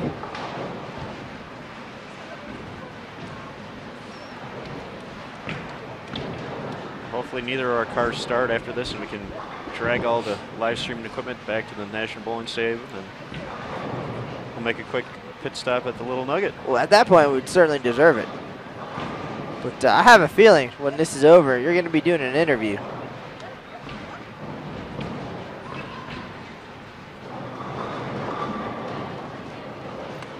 Certainly seen a lot of strikes up there so far. I think Carolyn's going to keep striking, give you something to write about here at the Women's Championships.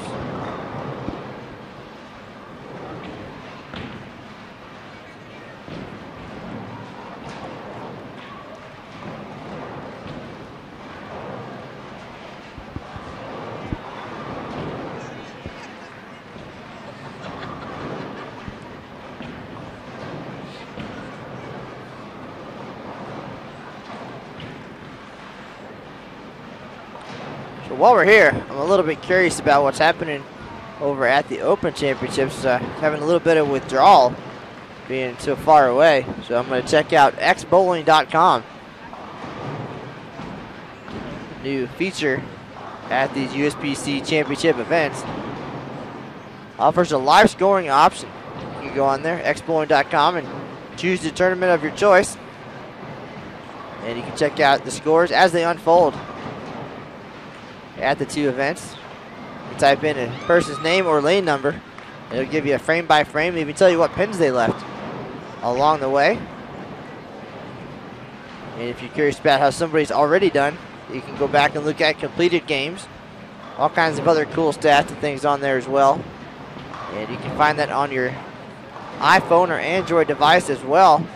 A free app, X Bowling Tournament Edition. You can also sign up for the 90 Frame X game.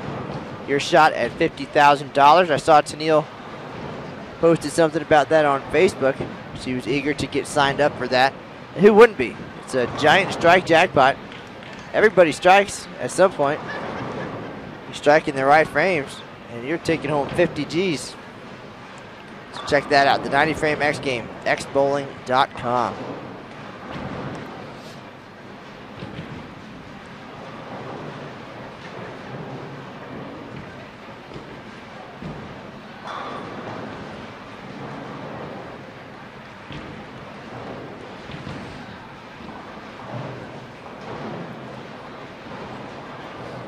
See, Aaron's already got his calculator out. There's a lot of strikes on the board.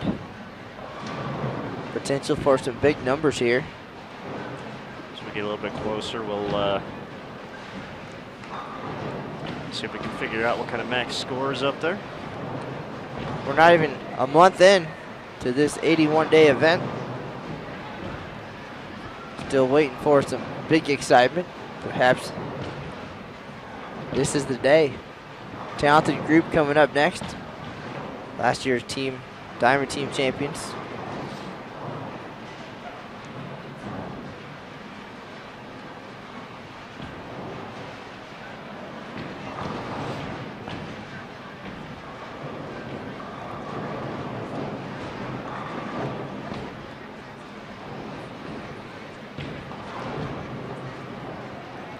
All right, top of the order. Four together once again. CDB leaves a 9-pin. Same pin that stopped her run in game number 1 on the front 8. Finished with 278. She was on 260 pace here in game 2 before this.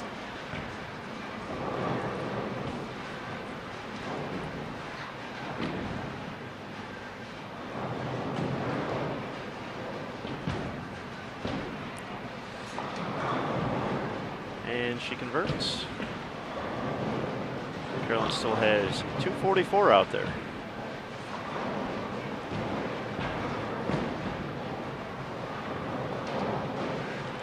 I think the later it gets in the night, that's when Tammy Turner is going to shine. She'll get the chance to move left and really boom on it.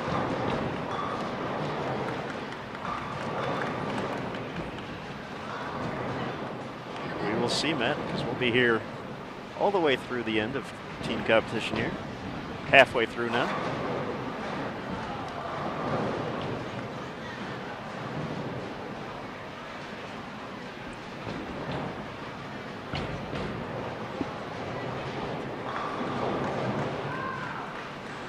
Great shot there by Leslie.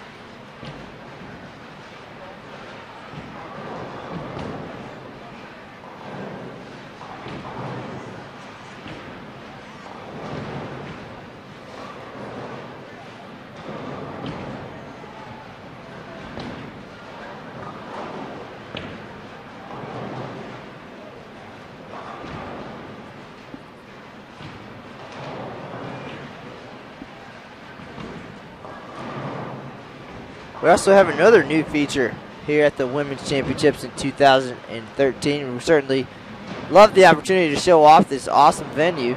We have 2 webcams on premises as well. Streaming video, not quite as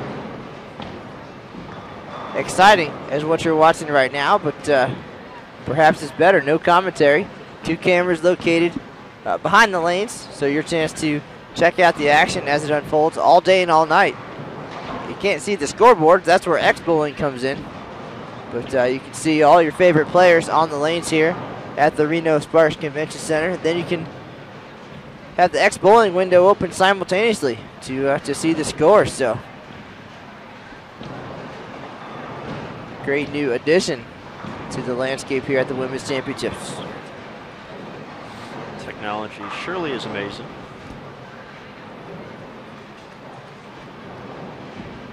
Even though it's still not your best friend there, Matt. I don't love technology. First to admit it. I'm a little bit old school.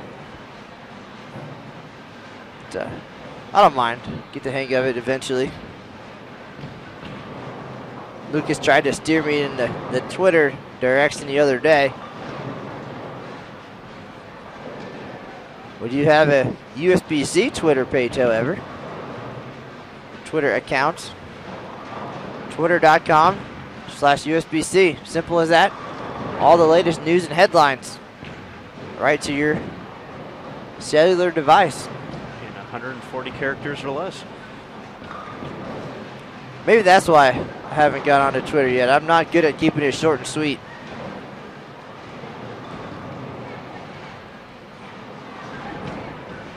You can also find us on Facebook.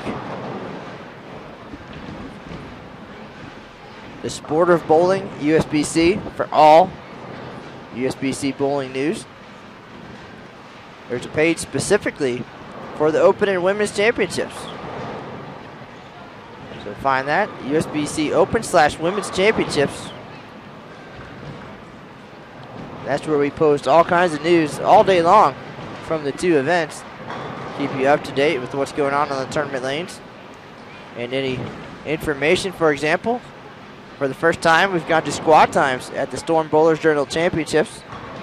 And we posted that on the Facebook page, so now everybody knows the details. Check that out. And of course, my favorite Facebook page, Matt Cannizzaro, USBC. All the behind the scenes goodies. It's all right. It's not great. Wow, what a sweetheart. Let's see if Tammy Turner makes any adjustments here on 29. She just saw her two teammates go through the nose on this lane.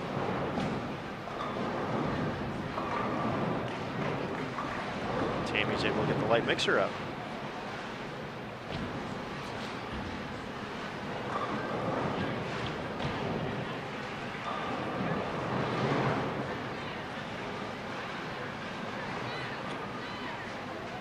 Big day tomorrow, Aaron. Major holiday. Cinco de Mayo. See. It's an excuse to celebrate.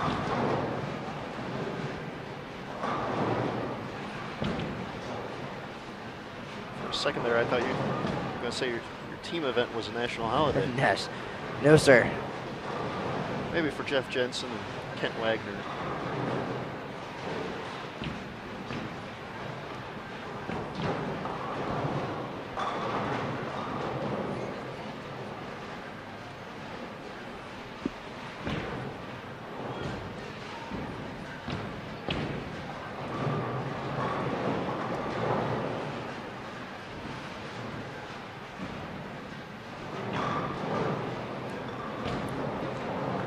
Great shot by Leslie there to set up the ninth frame. She's working on 3 strikes in a row.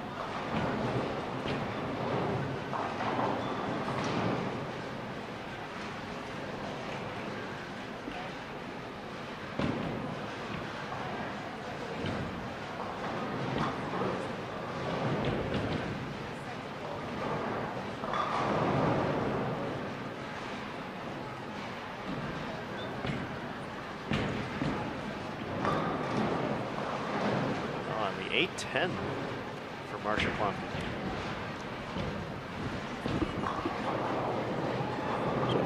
A couple of bad breaks here late in game 2 for Marcia after 5 strikes in a row.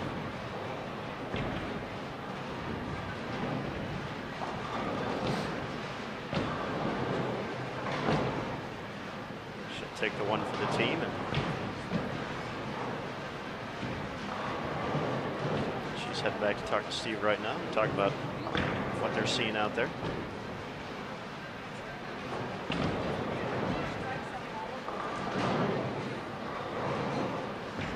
Make sure to like us on Facebook and find us on Twitter, as we mentioned. All of the news right to your cellular device. Don't miss out.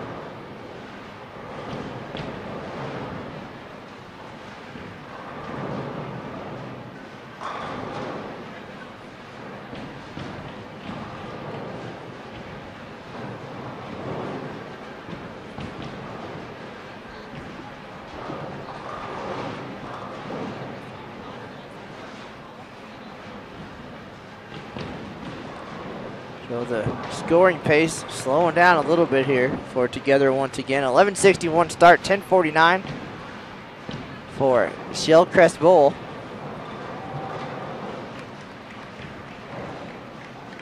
Looks like those are the biggest scores in the house by far. Not another 900 in sight.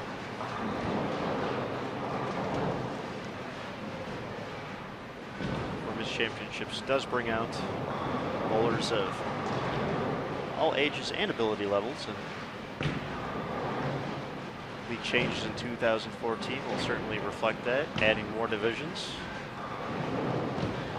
We'll be featuring 4 divisions in the team event: Diamond, Ruby, Emerald, and Sapphire, followed by 6 divisions for double singles and all events.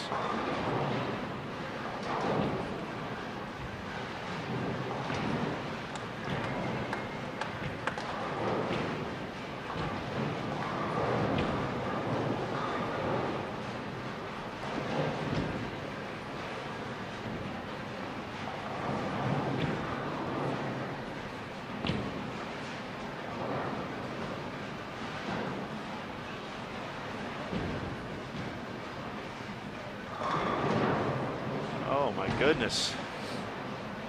After Marsh's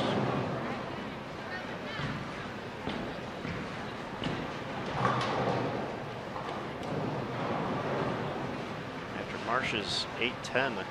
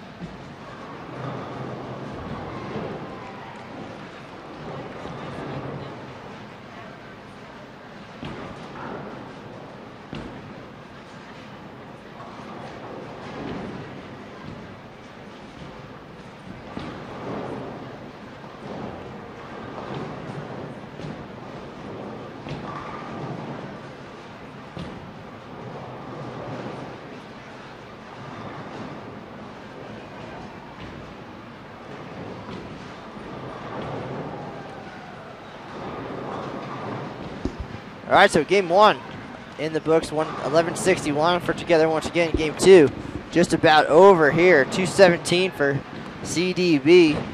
Opening the 10th at 191 for Leslie Bone. Marcia Klumpkin, after back-to-back opens, up in the 10th. Throws a big double. Looking for 3 in a row. Excellent finish here for Marcia. Looks like she made a ball change as well after back-to-back splits in the 8th and the 9th. Something that looked a little more shiny, got down the lane a little bit better. Faced up a little stronger. 222 for Marcia.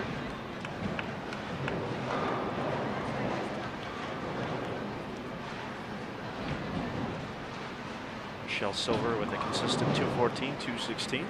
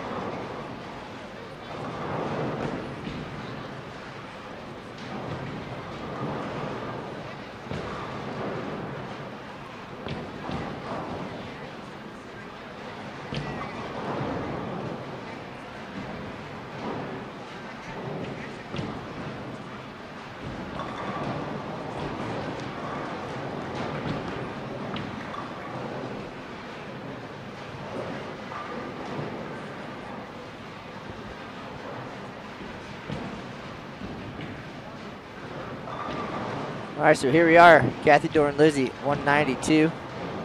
Tammy Turner's going to step up to close things out.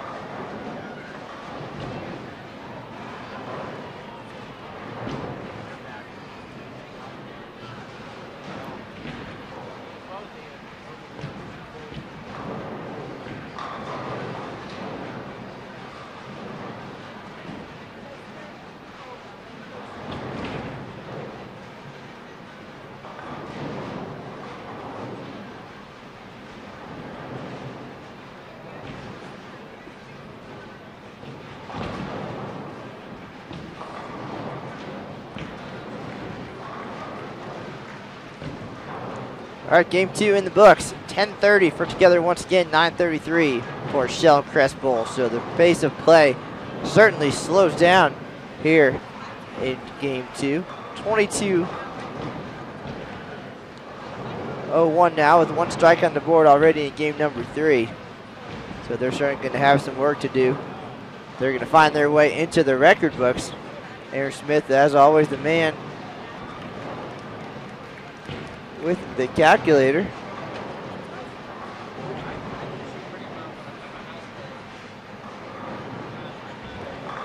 Well, Matt, once again, the Women's Championships record team performance. Bowler's Choice Pro Shop of Tonawanda, New York, rolled a 34-24 in the 2010 event in El Paso, Texas. After games of 11:61 and 10:30, this group will have to shoot 12:33 to reach that number, 12:34 to break the record. Well, if they shoot 12:34, that would also be the second highest game in tournament history. So 2 strikes and a 10th and start off game number 3.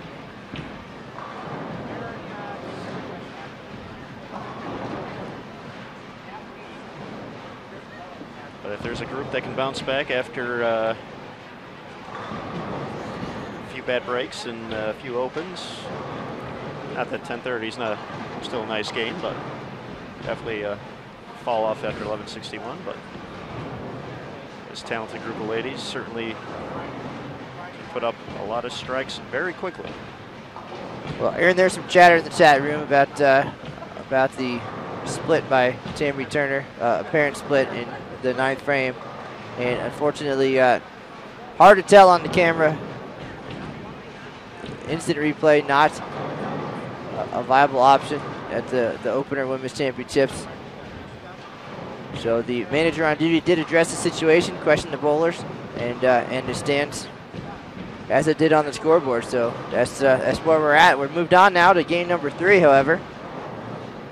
11:61, 10:30 for together once again, 10:49, 9:33 for Shellcrest Bowl. Game 3 underway here on lanes 29 and 30 at the 2013 USBC Women's Championships. Matt Canizaro and Aaron Smith live at the Reno-Sparks Convention Center. Thank you all for joining us. We do appreciate it. So do the women out here competing tonight. It looked like a ball change by Kathy Dorin-Ballard going to the gold Pearl IQ Tour. Very recognizable ball out here at both the Women's and Open Championships. I believe Tammy Turner tried that on her fill ball. I don't know if she's going to stick with it or not. Well, these lanes starting to open up. A lot of traffic so far through 2 games. These ladies playing a little bit farther right to start, opening them up. Able to creep left at that point. Have some room to the right. As we saw earlier, there's actually some hole to the left still, as they did not get into that part of the lane early on, so it is fresh. It stayed intact. All 10 ladies seem to be working together, trying to play as far right as they could on the early going here. So hopefully we're on pace for some big scores, and lanes are set up right for that.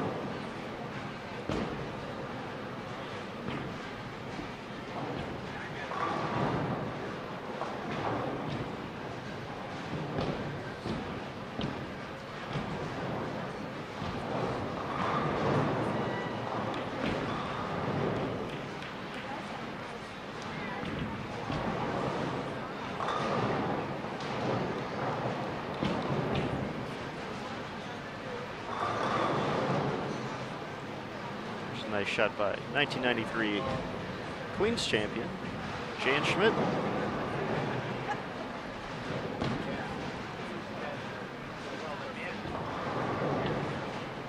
Jan fell to 185 after a 237 start in game number 1.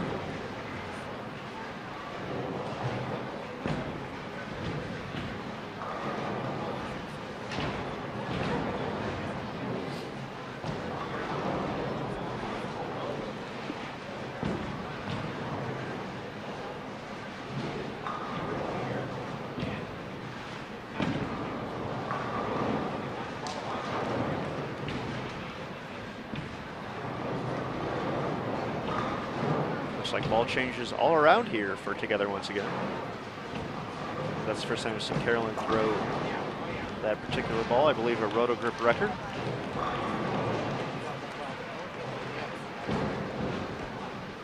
The results are showing it. 5 out of 6 strikes to start game number 3. Feels like we just got here. Now, game 3, already in the second frame.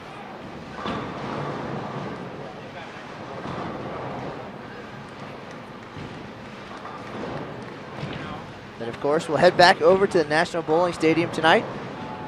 Great bowlers over there. Doug Kent, PBA Hall of Famer, will be on the lanes. Give Aaron something to write about later, potentially. Hopefully so.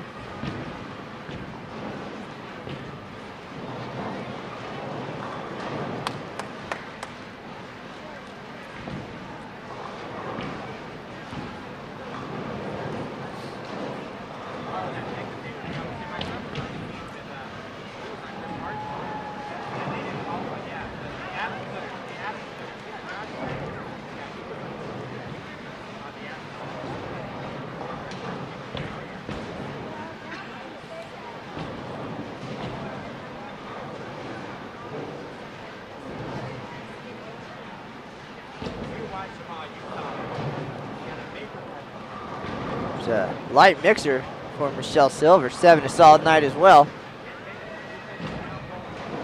Shelson at 4:30 after 2.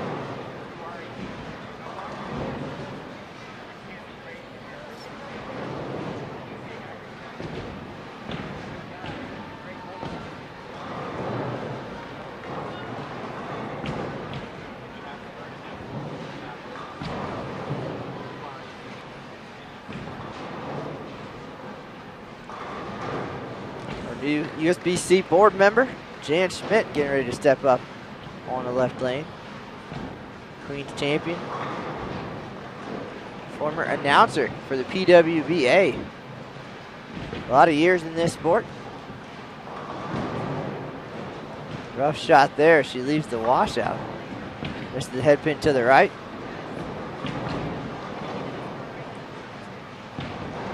Perhaps I'll have to ask Jan for some tips on this whole announcing thing. One day we'll get it right.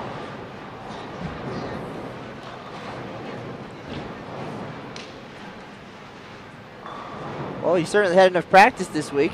This is our 5th commentary and 6th actual broadcast since Wednesday.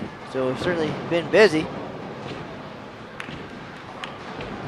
Good shot there from Jan. Picks up the washout, no problem. We've had some good guests in the booth this year. Certainly. Last night, joined by Matt McNeil and Jeff Riggles. I was there to facilitate when those guys are in the booth with the expertise. Not much I can offer. And I felt bad. They each brought a handful of eagles to the party. Matt with 3, Riggs with 5. I didn't bring anything.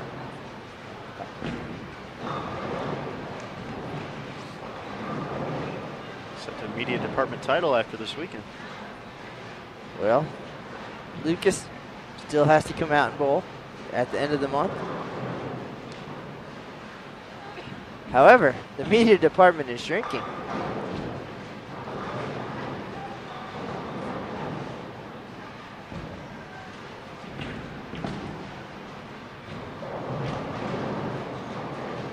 I believe Emil Williams Jr. might come out and bowl at some point. But he's taking the year off, so this will be the year that he shines, and no bragging rights for him in the department. Great shot there from Carolyn, though. She can brag about that if she'd like. Ball change pays off, even though her ball rep, Dorin-Ballard, already gone from Reno, back home in Texas. Looks like Leslie's making a change here as well, so the entire team making changes in game number 3 here. Making the right moves. Strikes early. Got a lot of work to do to get into the record books. Shots like that Get there quick. Helped them on their way.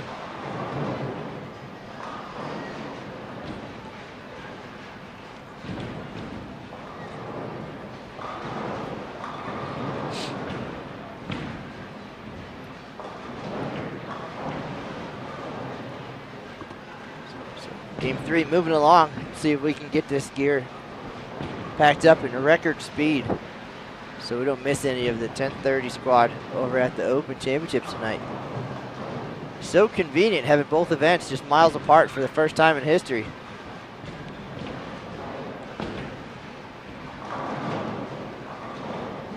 It is nice to be able to spend a little time at both events. Quite a few days stopping by the Women's Championships early before heading off to the night shift at the Open. For all the fun and excitement going on over there.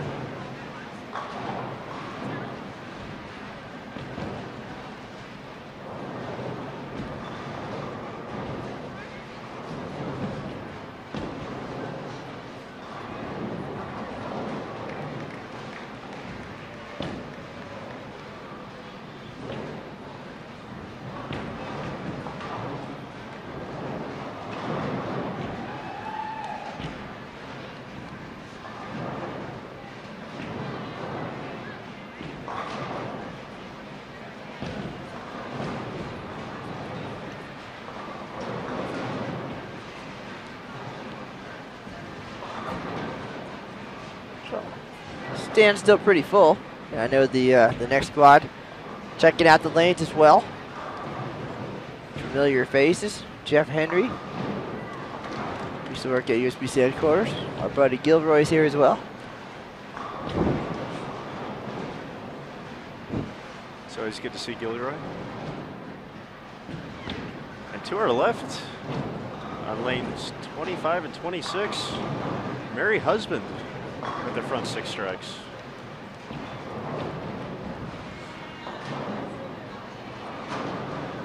Kathy Doran Lizzie wants to join that party for a 3rd in a row.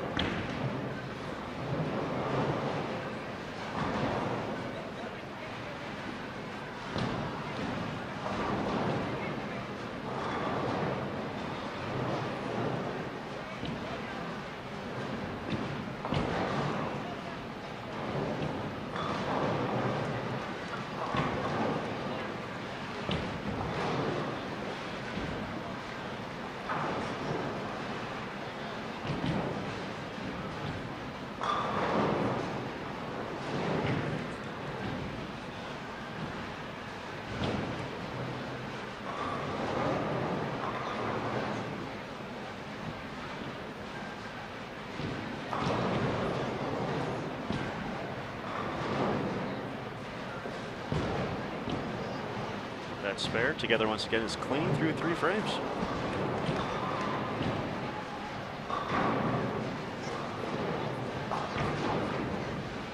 Once again, they're looking at a big number, 12:33, to tie the all-time record of 34:24.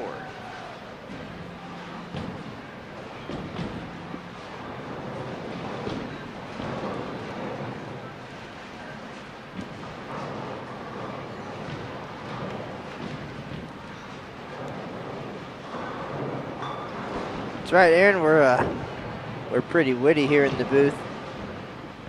Game 3. It's still early. It's only 9:19. Out here in Reno, of course, as Mary Husband is stepping up in the 7th, a few lanes to our left. And unfortunately, her string of strikes comes to an end. A 7 count. Still a nice run by Mary there. Well, still 2 chances on lane 29. About that, Carolyn and Kathy both with the front 3. That would make for a pretty fantastic story on Bull.com. All they need is a few more. 18 strikes away.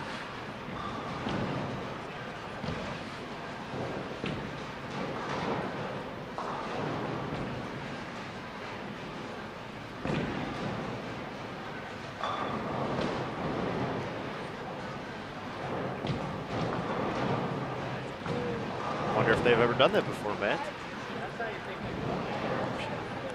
Well, I'm sure they've done a lot of bowling together over the years, and certainly two of the most talented bowlers out here. But to do it on the biggest stage, I guess we won't see it. where'd you go, Aaron? Aaron, you're a jinx. I'm so bad at this. You just didn't want to write a story. Kathy's still got the chance, so. Kathy will come through. She made the ball change. She's got a good look right now. It's Kathy's turn in the spotlight. That works.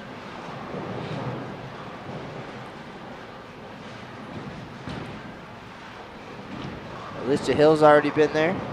300 in 2010. Jan Smith's got the Queen's title.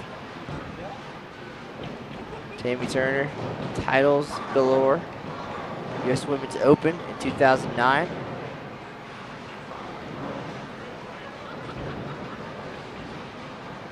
Spread it around.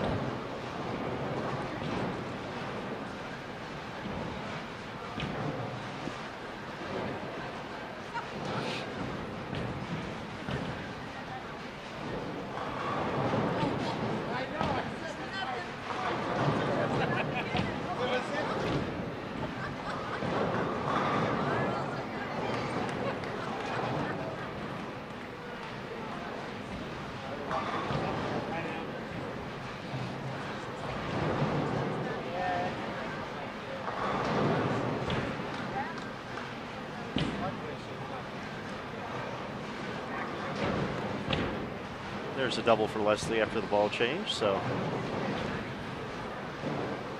together once again. Not going to go away lightly here, looking for that all-time record.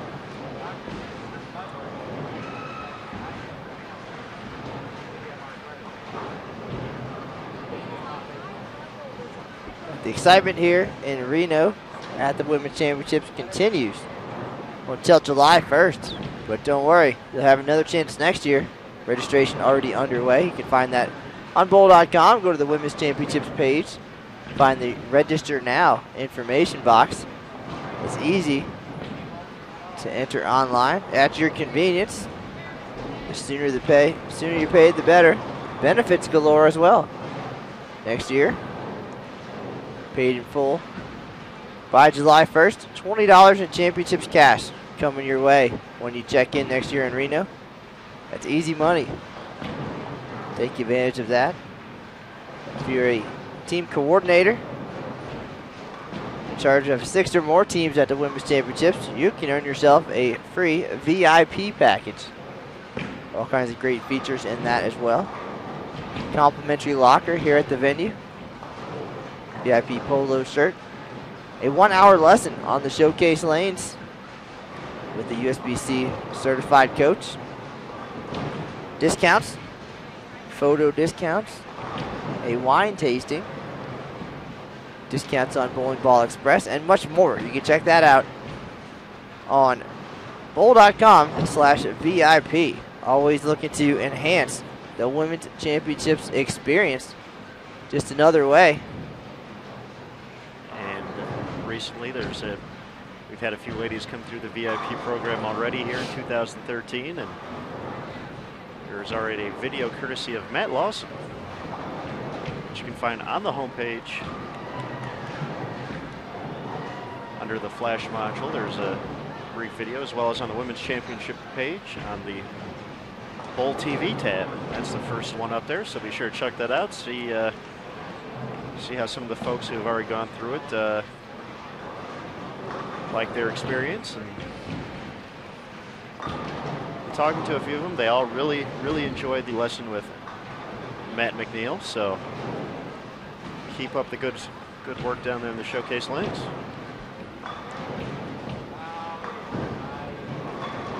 Did run into some folks today who were glad to tell me about how nice it is to have everything under one roof over at the National Bowling Stadium. 4 events going on. The Open Championships being contested on lanes 1 through 64. And then 69 through 78, the Storm Bowlers Journal Championships. Downstairs on the showcase lanes, introduced last year at the Baton Rouge River Center 2012. Opportunity to practice as a team on the tournament lane conditions or compete in one of 2 side events. Lots of different formats and divisions based on your averages. Something for everybody.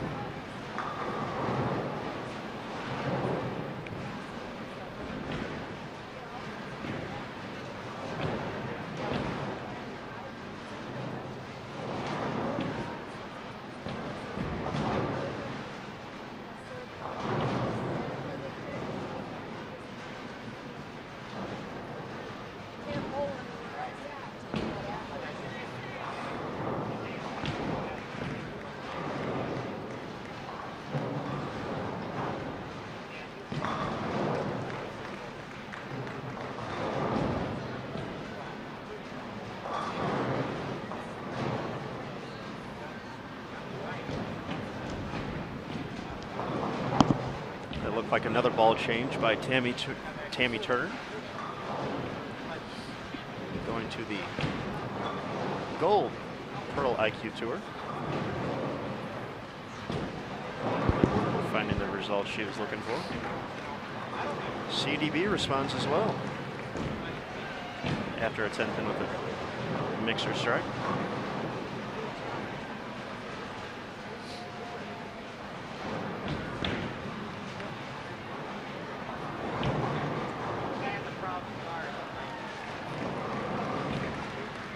There's always a party here at the Women's Championships. There are a few girls dancing to the pair to our left, having a good old time.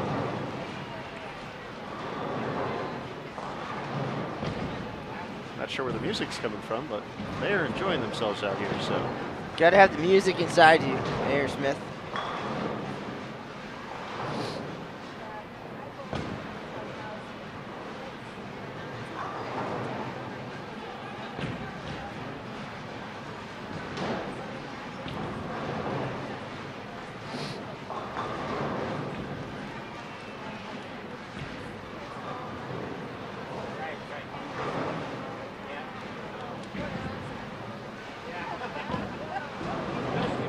Game 3 moving right along. This is Matt Canizaro and Aaron Smith. We've been here all the way. And we'll be here often. Handful of live stream events coming to you from the Reno-Sparks Convention Center. Our next Women's Championships broadcast will be May 21st. Defending Diamond All Events champion Joey Biondo, looking for titles in 3 consecutive years. And a fantastic doubleheader on May 25th. The timeless style of Paula Vidal and Lucy Sandelin bowling their team event, followed by defending champion Lindsay Boomershine, last year's Scratch All Events champion. Also, Scratch and Diamond doubles. Looking forward to seeing them, her and Alicia Current.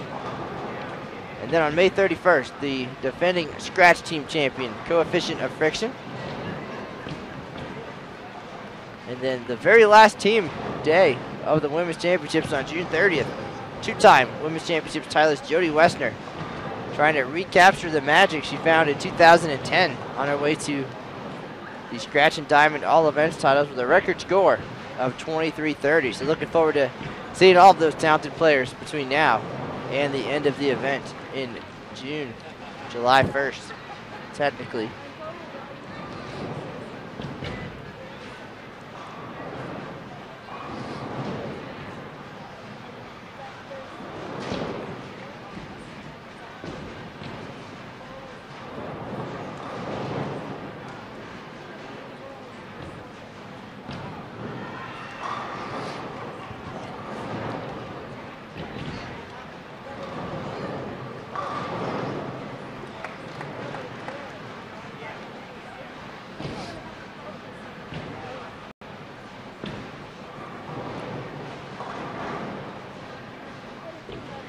right, Kathy Dorin-Lizzie. Big shot there. Goes light.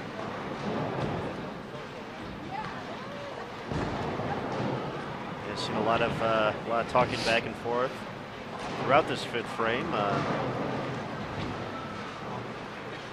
few light mixers, a few shots went a little further than I think the ladies expected, so tried to communicate what they're seeing out there. Well, we know as they move left, they're probably going to see some oil. They haven't been into that part of the lane at all tonight, and we saw some shots earlier that were tugged and held pocket nicely to their surprise. But you start getting in there with some shiny or pearlized balls, and you're going to get a little bit more skid, as we saw there from Kathy on that last shot. Almost left the bucket. Felicia is the lone left-hander on the pair. Everyone else has been, especially from the beginning, was trying to play somewhat right. So yeah, a lot of this, a lot of the oil in the middle lane untouched. Well, I think two potential moves in this case. It's pretty basic. You can stay where you are and go with a less aggressive ball.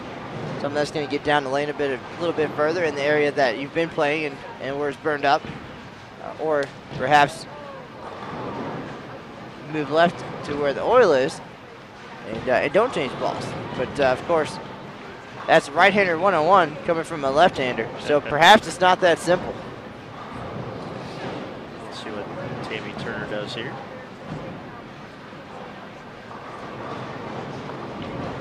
She comes up light as well.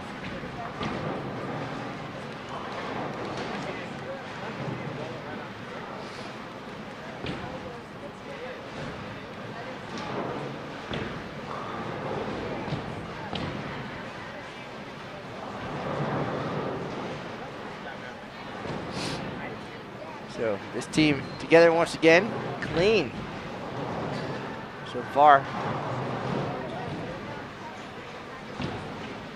Tammy can pick this up. They're clean through 5 frames. Got to fill frames to find success. That's just not here. That's everywhere, man. I believe somebody said that spares win championships or something to that effect. May have heard that one. Once or twice. But it holds true. I can tell you that not making spares loses championships. Rough shot there by CDB. Leaves it 3-6-10. Is that especially in Ohio? Below the belt, Mr. Smith.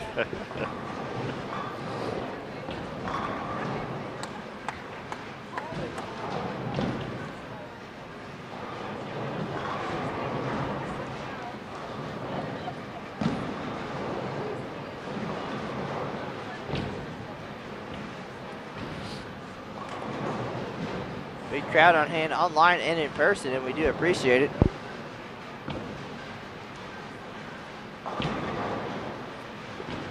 After 5 broadcasts this week, we'll take a few days off, be back May 17th, USBC Open Championships.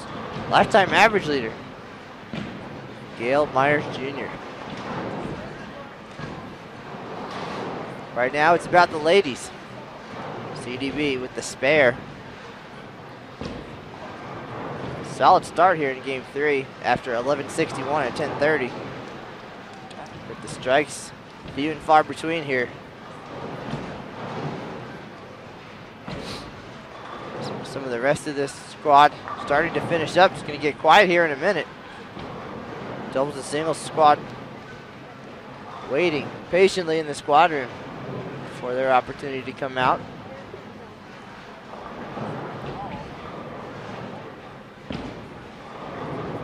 Aaron, watching all this bowling got me ready.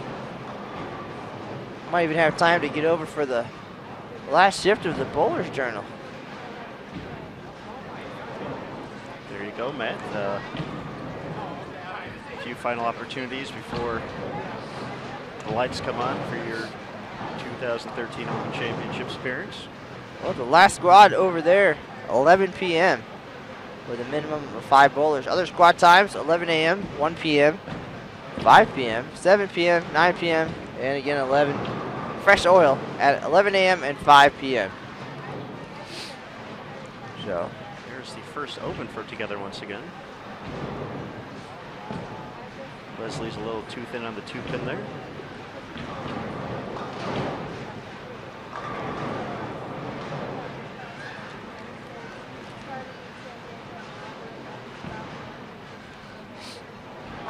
Marsha's making a ball change as well.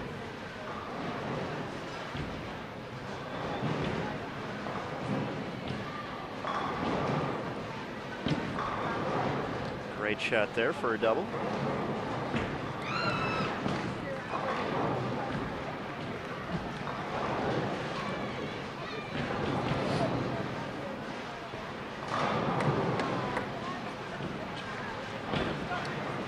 Here we got fans in the stands offering up beverages. Much appreciated. Absolutely. Just made me think back to Major League. Bobby Euchre sitting up in the booth, tipping a few. Wasn't that kind of beverage though that we were offered, but much appreciated. So thank you, sir. Indeed. Maybe if I hang around you enough, Matt, I'll become as famous as you someday.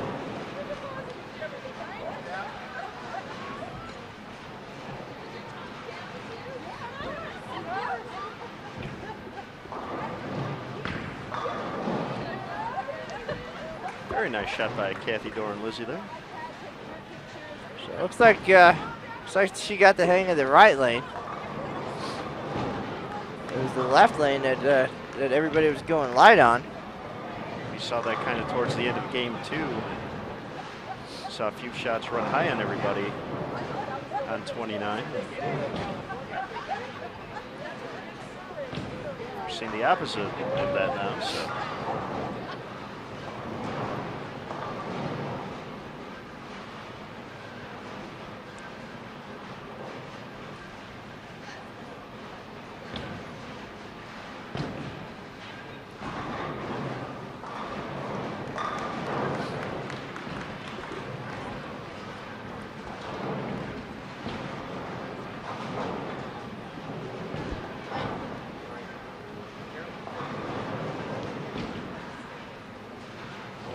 Tammy Turner with a big strike there. She likes that lane. See if they can get lined up on the left. They'll have a minute to talk about it. While USBC board member Jan Schmidt finishes things up on lane 29. Yeah, they're going to have to start putting together a few strings here if they want to make a run at that 34-24 total. The highest in women's championships history.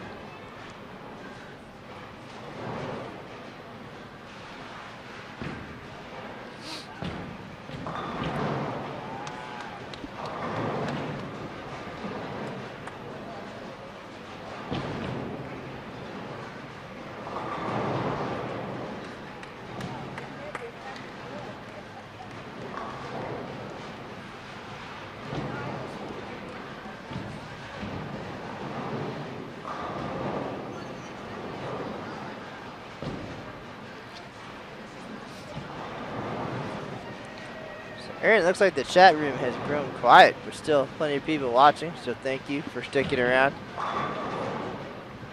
7th frame coming right up, CDB. Stepping up on lane 29. She's working on a spare. Has struck every time on the left lane here in game number 3.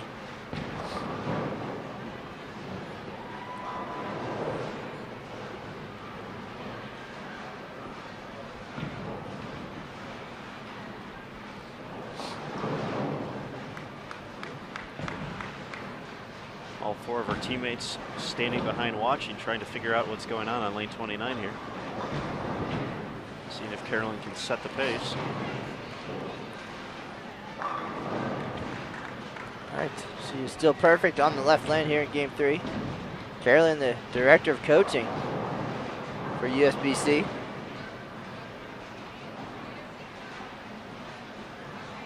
Driving force. in the coaching program, certifying coaches all over the world. If you're curious about the coaches in your area, just go to bowl.com, and up at the top, there's a Find a feature. You can find a coach, you can find a member, check out your league average and all of your accomplishments, and much more. All kinds of goodies on bowl.com. All kinds of goodies on the pin deck on lane 29. It is the bucket and a side of fries or something. I always prefer the bucket and a biscuit. Bucket, hey, either way, both delicious options. It sounds tasty at this point. Sounds tasty, but not a fun spare to shoot at. Leslie Bone gets 5, leaves the 5 hard ones, however.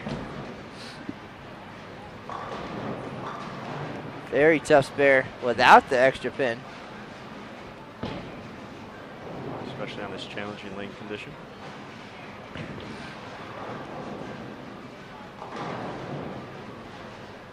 She clips the 2 light to leave the 4-8 still standing. It's back-to-back opens for Leslie.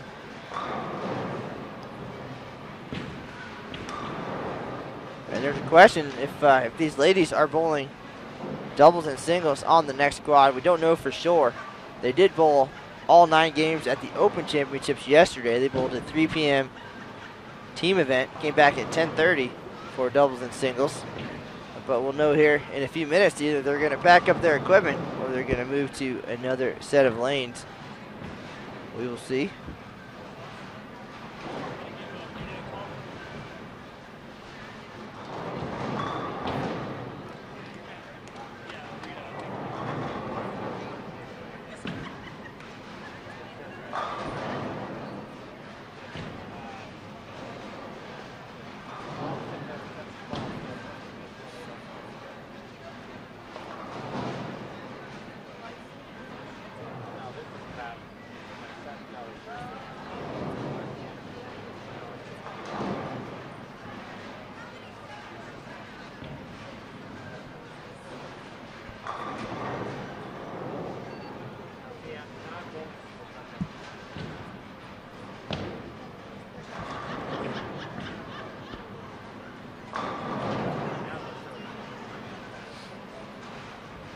Pin stands for Kathy Dorin-Lizzie. So this lane continuing to be a little bit of an issue for,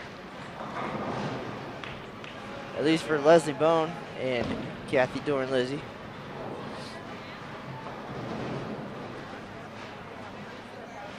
Always a little bit frustrating when the lanes started out the same and one of them is a little bit baffling as the night progresses. But that's bowling. That is part of the challenge, the invisible opponent, if you will. Being able to navigate changes.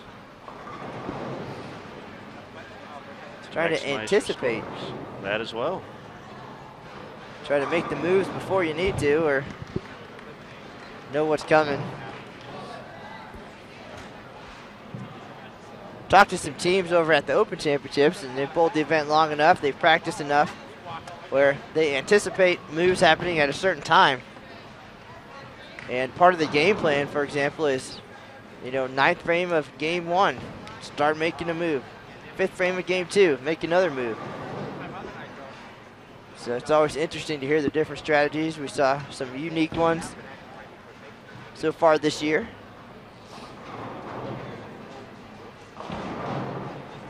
Jeff Riggles on the broadcast this past, that Wednesday night, I believe, when you were watching Matt McNeil. He was talking about some strategy for him and his doubles partner, Steve Richter, about almost wanting to make a ball change no matter what at the beginning of game 3 of doubles, and we'll get a chance to see how that progresses on May 18th. May 17th will be live streaming their team event. So we'll get to see how that very talented group fares as they try to make another run. Team title. A lot of great teams still coming out. And as some of the players leave the PBA Tour and Team USA, and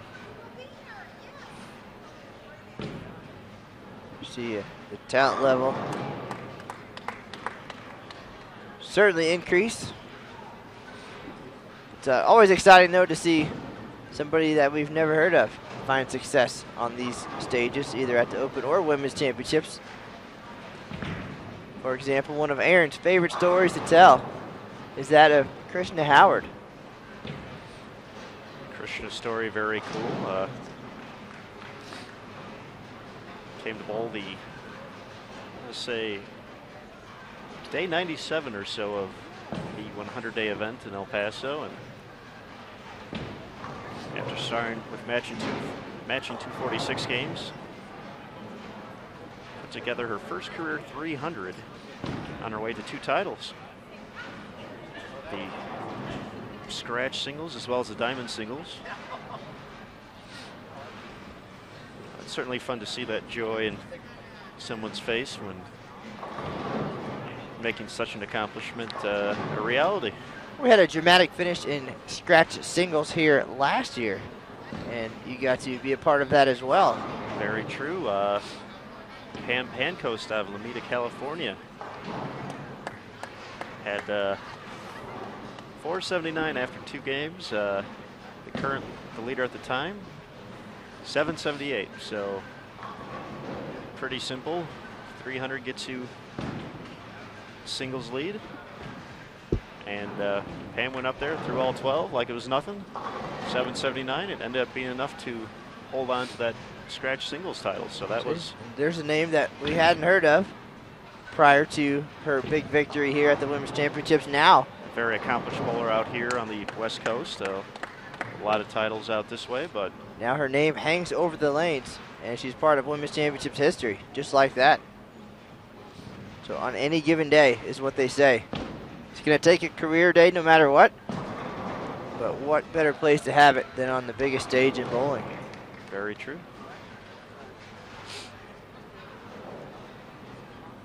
And things growing quiet as this squad comes to a close. Doubles and singles on its way. Sure they will be marching shortly here.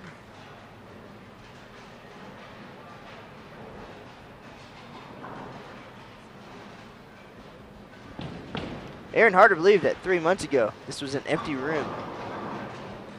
Convention center floor then filled up with 30 truckloads of materials.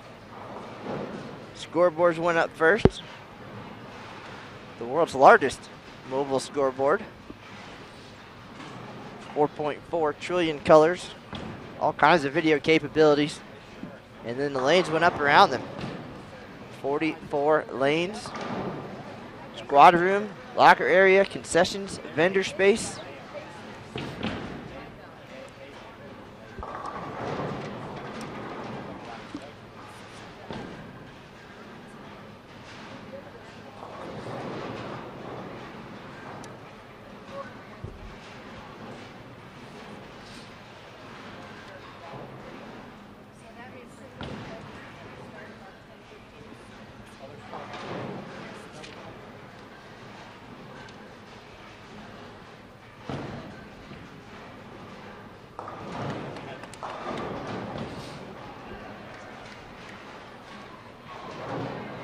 Jen Schmidt, clean through 8. Michelle Silver, also clean. Say we only see 4 opens so far in game number 3 here. So between the two teams. Between the 2 teams, yep. Yeah. So 8 of the 10 players clean. We need to get a 30 clean award here at the Women's Championships as well.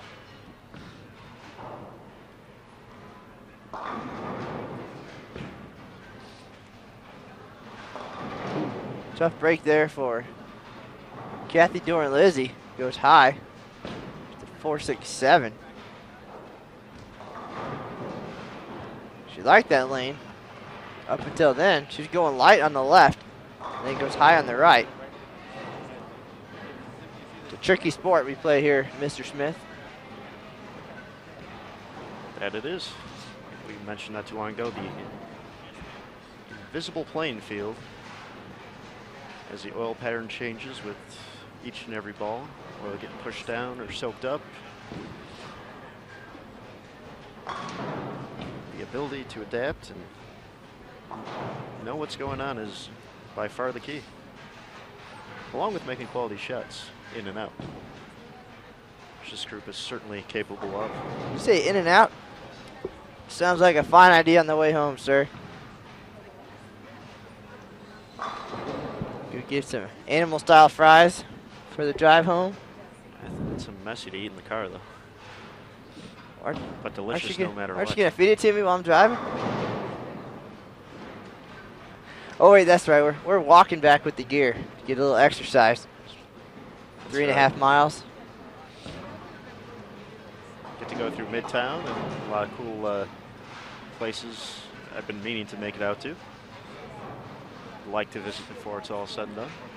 It is easy to miss those opportunities. I was talking to Kent Lowe from the Baton Rouge Advocate yesterday. He's in town. Amazingly, as long as he's been involved in the sport of bowling, last year was his first Open Championships appearance when we were in his hometown. He's also the sports information director for LSU basketball. But Kent came out a few days early. He's bowling tomorrow and Monday, and went ahead and took the tour of Lake Tahoe. Certainly the weather's starting to get pretty spectacular, and amazingly, I have not been there since 2007. It's just a short ride away, and missed that opportunity in 2010 and 11. Just too much going on, I guess, to escape, but certainly plan on it. Yes, Aaron Smith partially responsible when he bailed on the Open Championships in 2010 to go handle business in El Paso. So at least he was working hard. So I can't hold it against him too much, but certainly need to take more advantage of everything nearby. We said it once, we'll say it 1,000 times. It really is a unique city. A lot of opportunities. No matter what you're looking for, you can pretty much find it out here. Whether you want that downtown feel or want something a little more quiet, a little more reserved, it's every few miles it feels like you're in a different city almost. So it is quiet in here right now. Only a few pairs of lanes finishing up the team event. We're in the 9th frame here for Together once again. Things not going well here in frame number 9. CDB goes high, opens in the 10th or in the 9th. Leslie Bone opens as well. They're already at 3,000 on the scoreboard.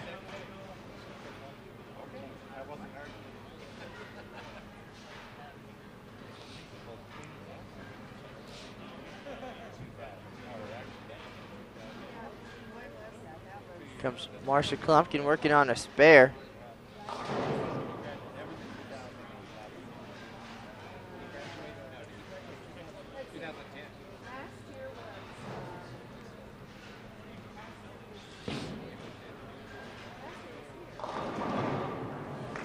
Marsha mixes them up.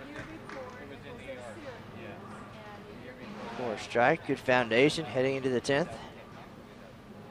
See if Kathy Dorin-Lizzie can get back on track. Lisa Hill, the lone left-hander on the pair, still bowling well.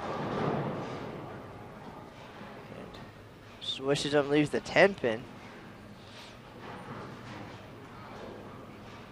Debbie Ayers with a 4-bagger. Michelle Silver working on a double.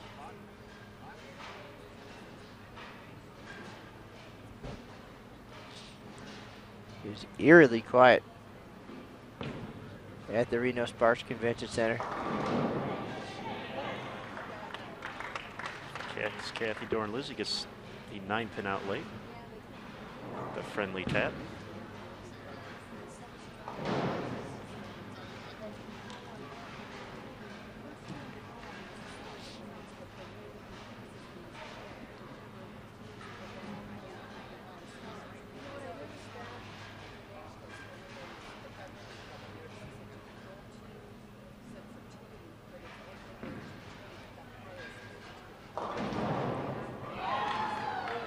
Nice break for Tammy Turner.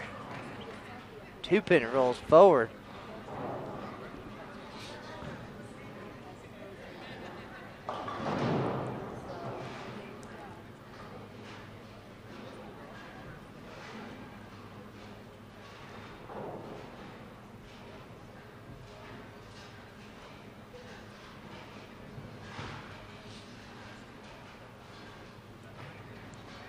Debbie Ayers going to step up on the left lane, working on a solid game here in game 3.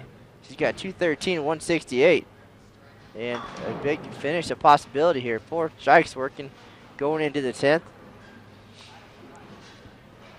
And Michelle Silver with her first open here in game 3.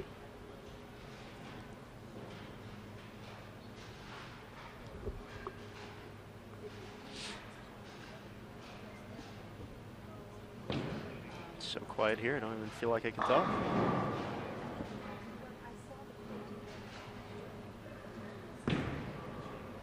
Debbie leaves a 10 pin to start off the 10th frame.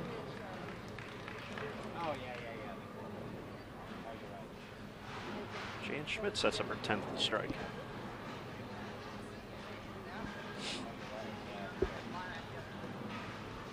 It's so quiet, I can hear my own voice on the computer.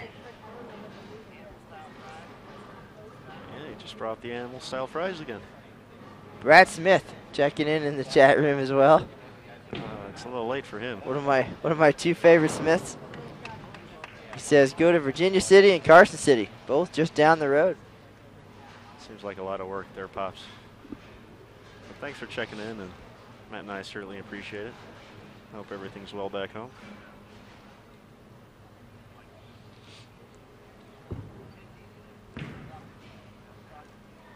So 4-pin stands for Carolyn.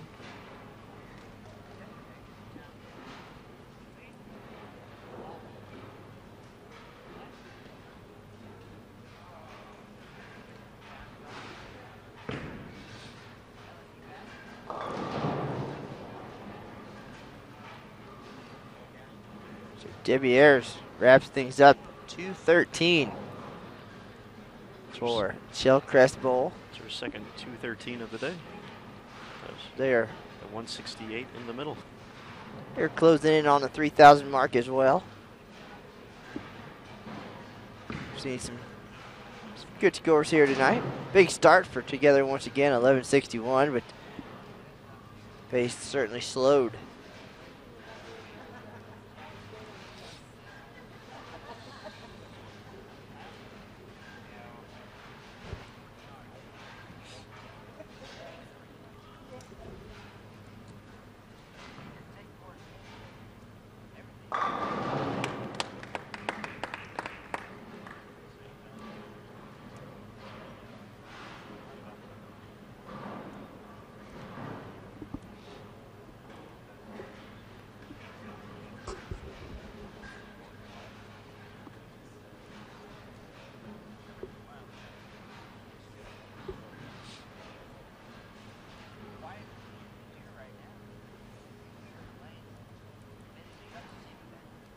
This is our last pair.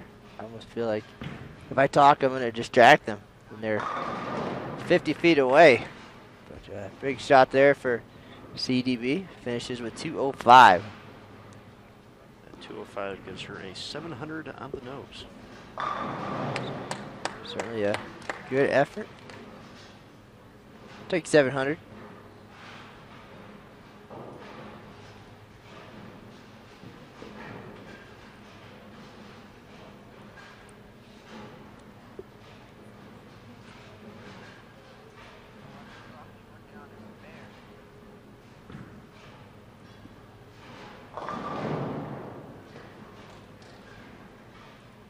Seems to be the theme of this final game here, as Leslie comes up a bit light. I do feel like I'm whispering at this point.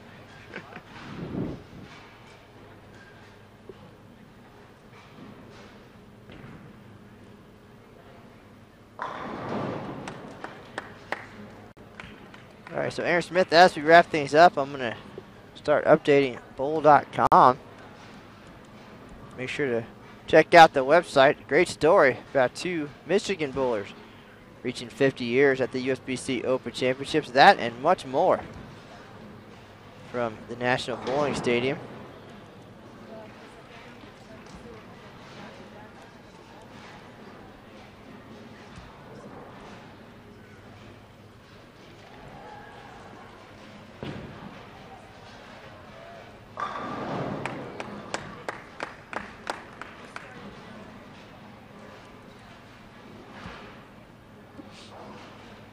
Leslie finished up with 157 for a 562.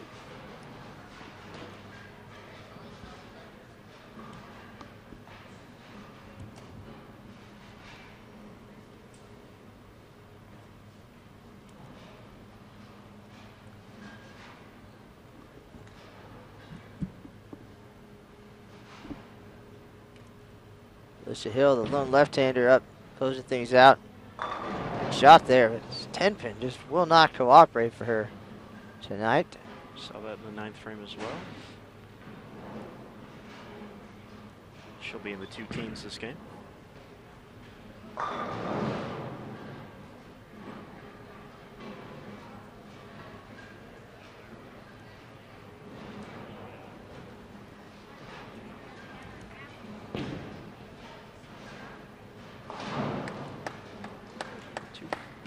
.215 for Alicia Hill.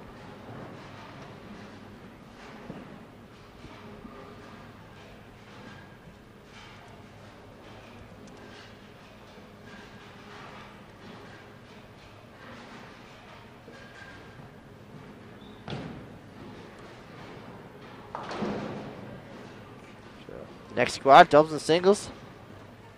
Out on the lanes. Potential for some really good scores, some talented players.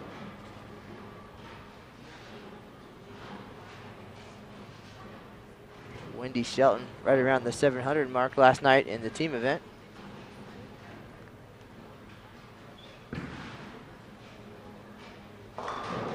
Wendy along with Shauna Shannon and Marcia Coonley would be bowling on 33 and 34. Check that out on xbowling.com. Part of the 2012 Diamond Team Champions.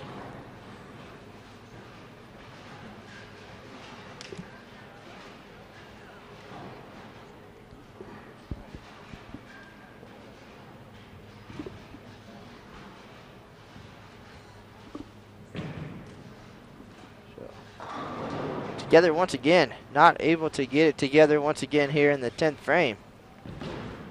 And 1 strike so far, and that was on Carolyn Dorin-Ballard's fill ball.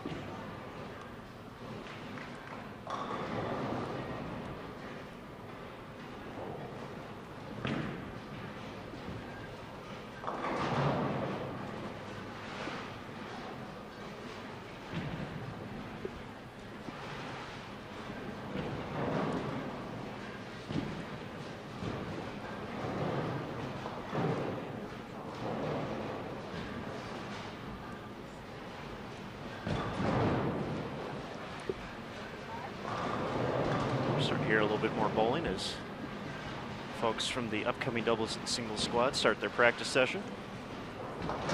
As Kathy Doran-Lizzie cleans up the 4-7.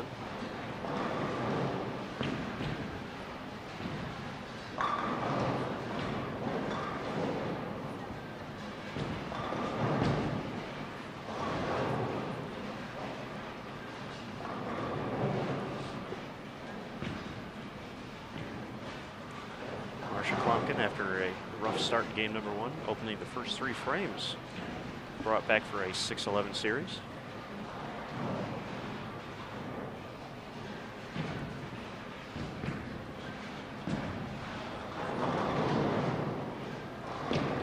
Kathy gets all 10 to cooperate on her fill ball for a 2-0-2.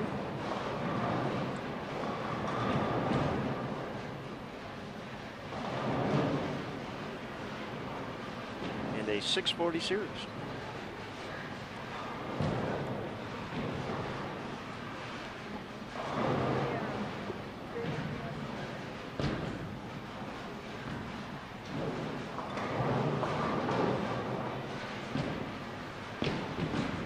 rough 10th frame for Together once again.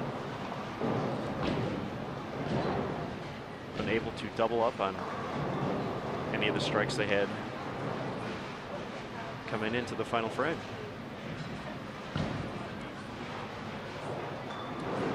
Well, you build the foundation, then you got to take advantage of it, and still a solid team score for sure. They'll be just under 3,200. Last year it took 3,302 to grab the scratch title here at the Women's Championships.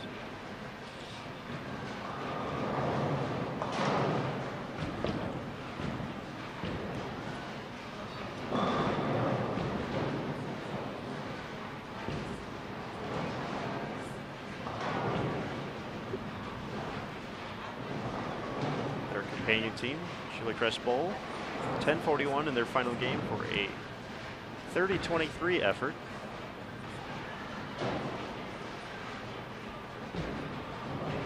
As we watch Tammy Turner's final ball here in the team event. Man, that's a great way to end it. 10 in the pit. She's shaking her head a little bit, but 208 on the scoreboard, 989 in game 3. So a little bit downhill after a big start. 1161. They finished with 3180 scratch total here. Shell Crest Bowl 30-23 with a 1041 finish. So 2 very nice performances here at the USBC Women's Championships, and that's going to do it for us tonight. This is Matt Canizaro and Aaron Smith live at the Reno-Sparks Convention Center. We're going to call it a night. We're going to head back over to the Open Championships and watch some more bowling. You can do so too on xbowling.com.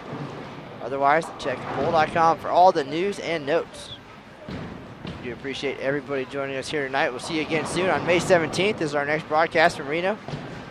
Open Championships average leader, Gail Myers Jr. hitting the lanes. That's going to do it for us here in Reno. Just the news for now. We'll see you on the lanes.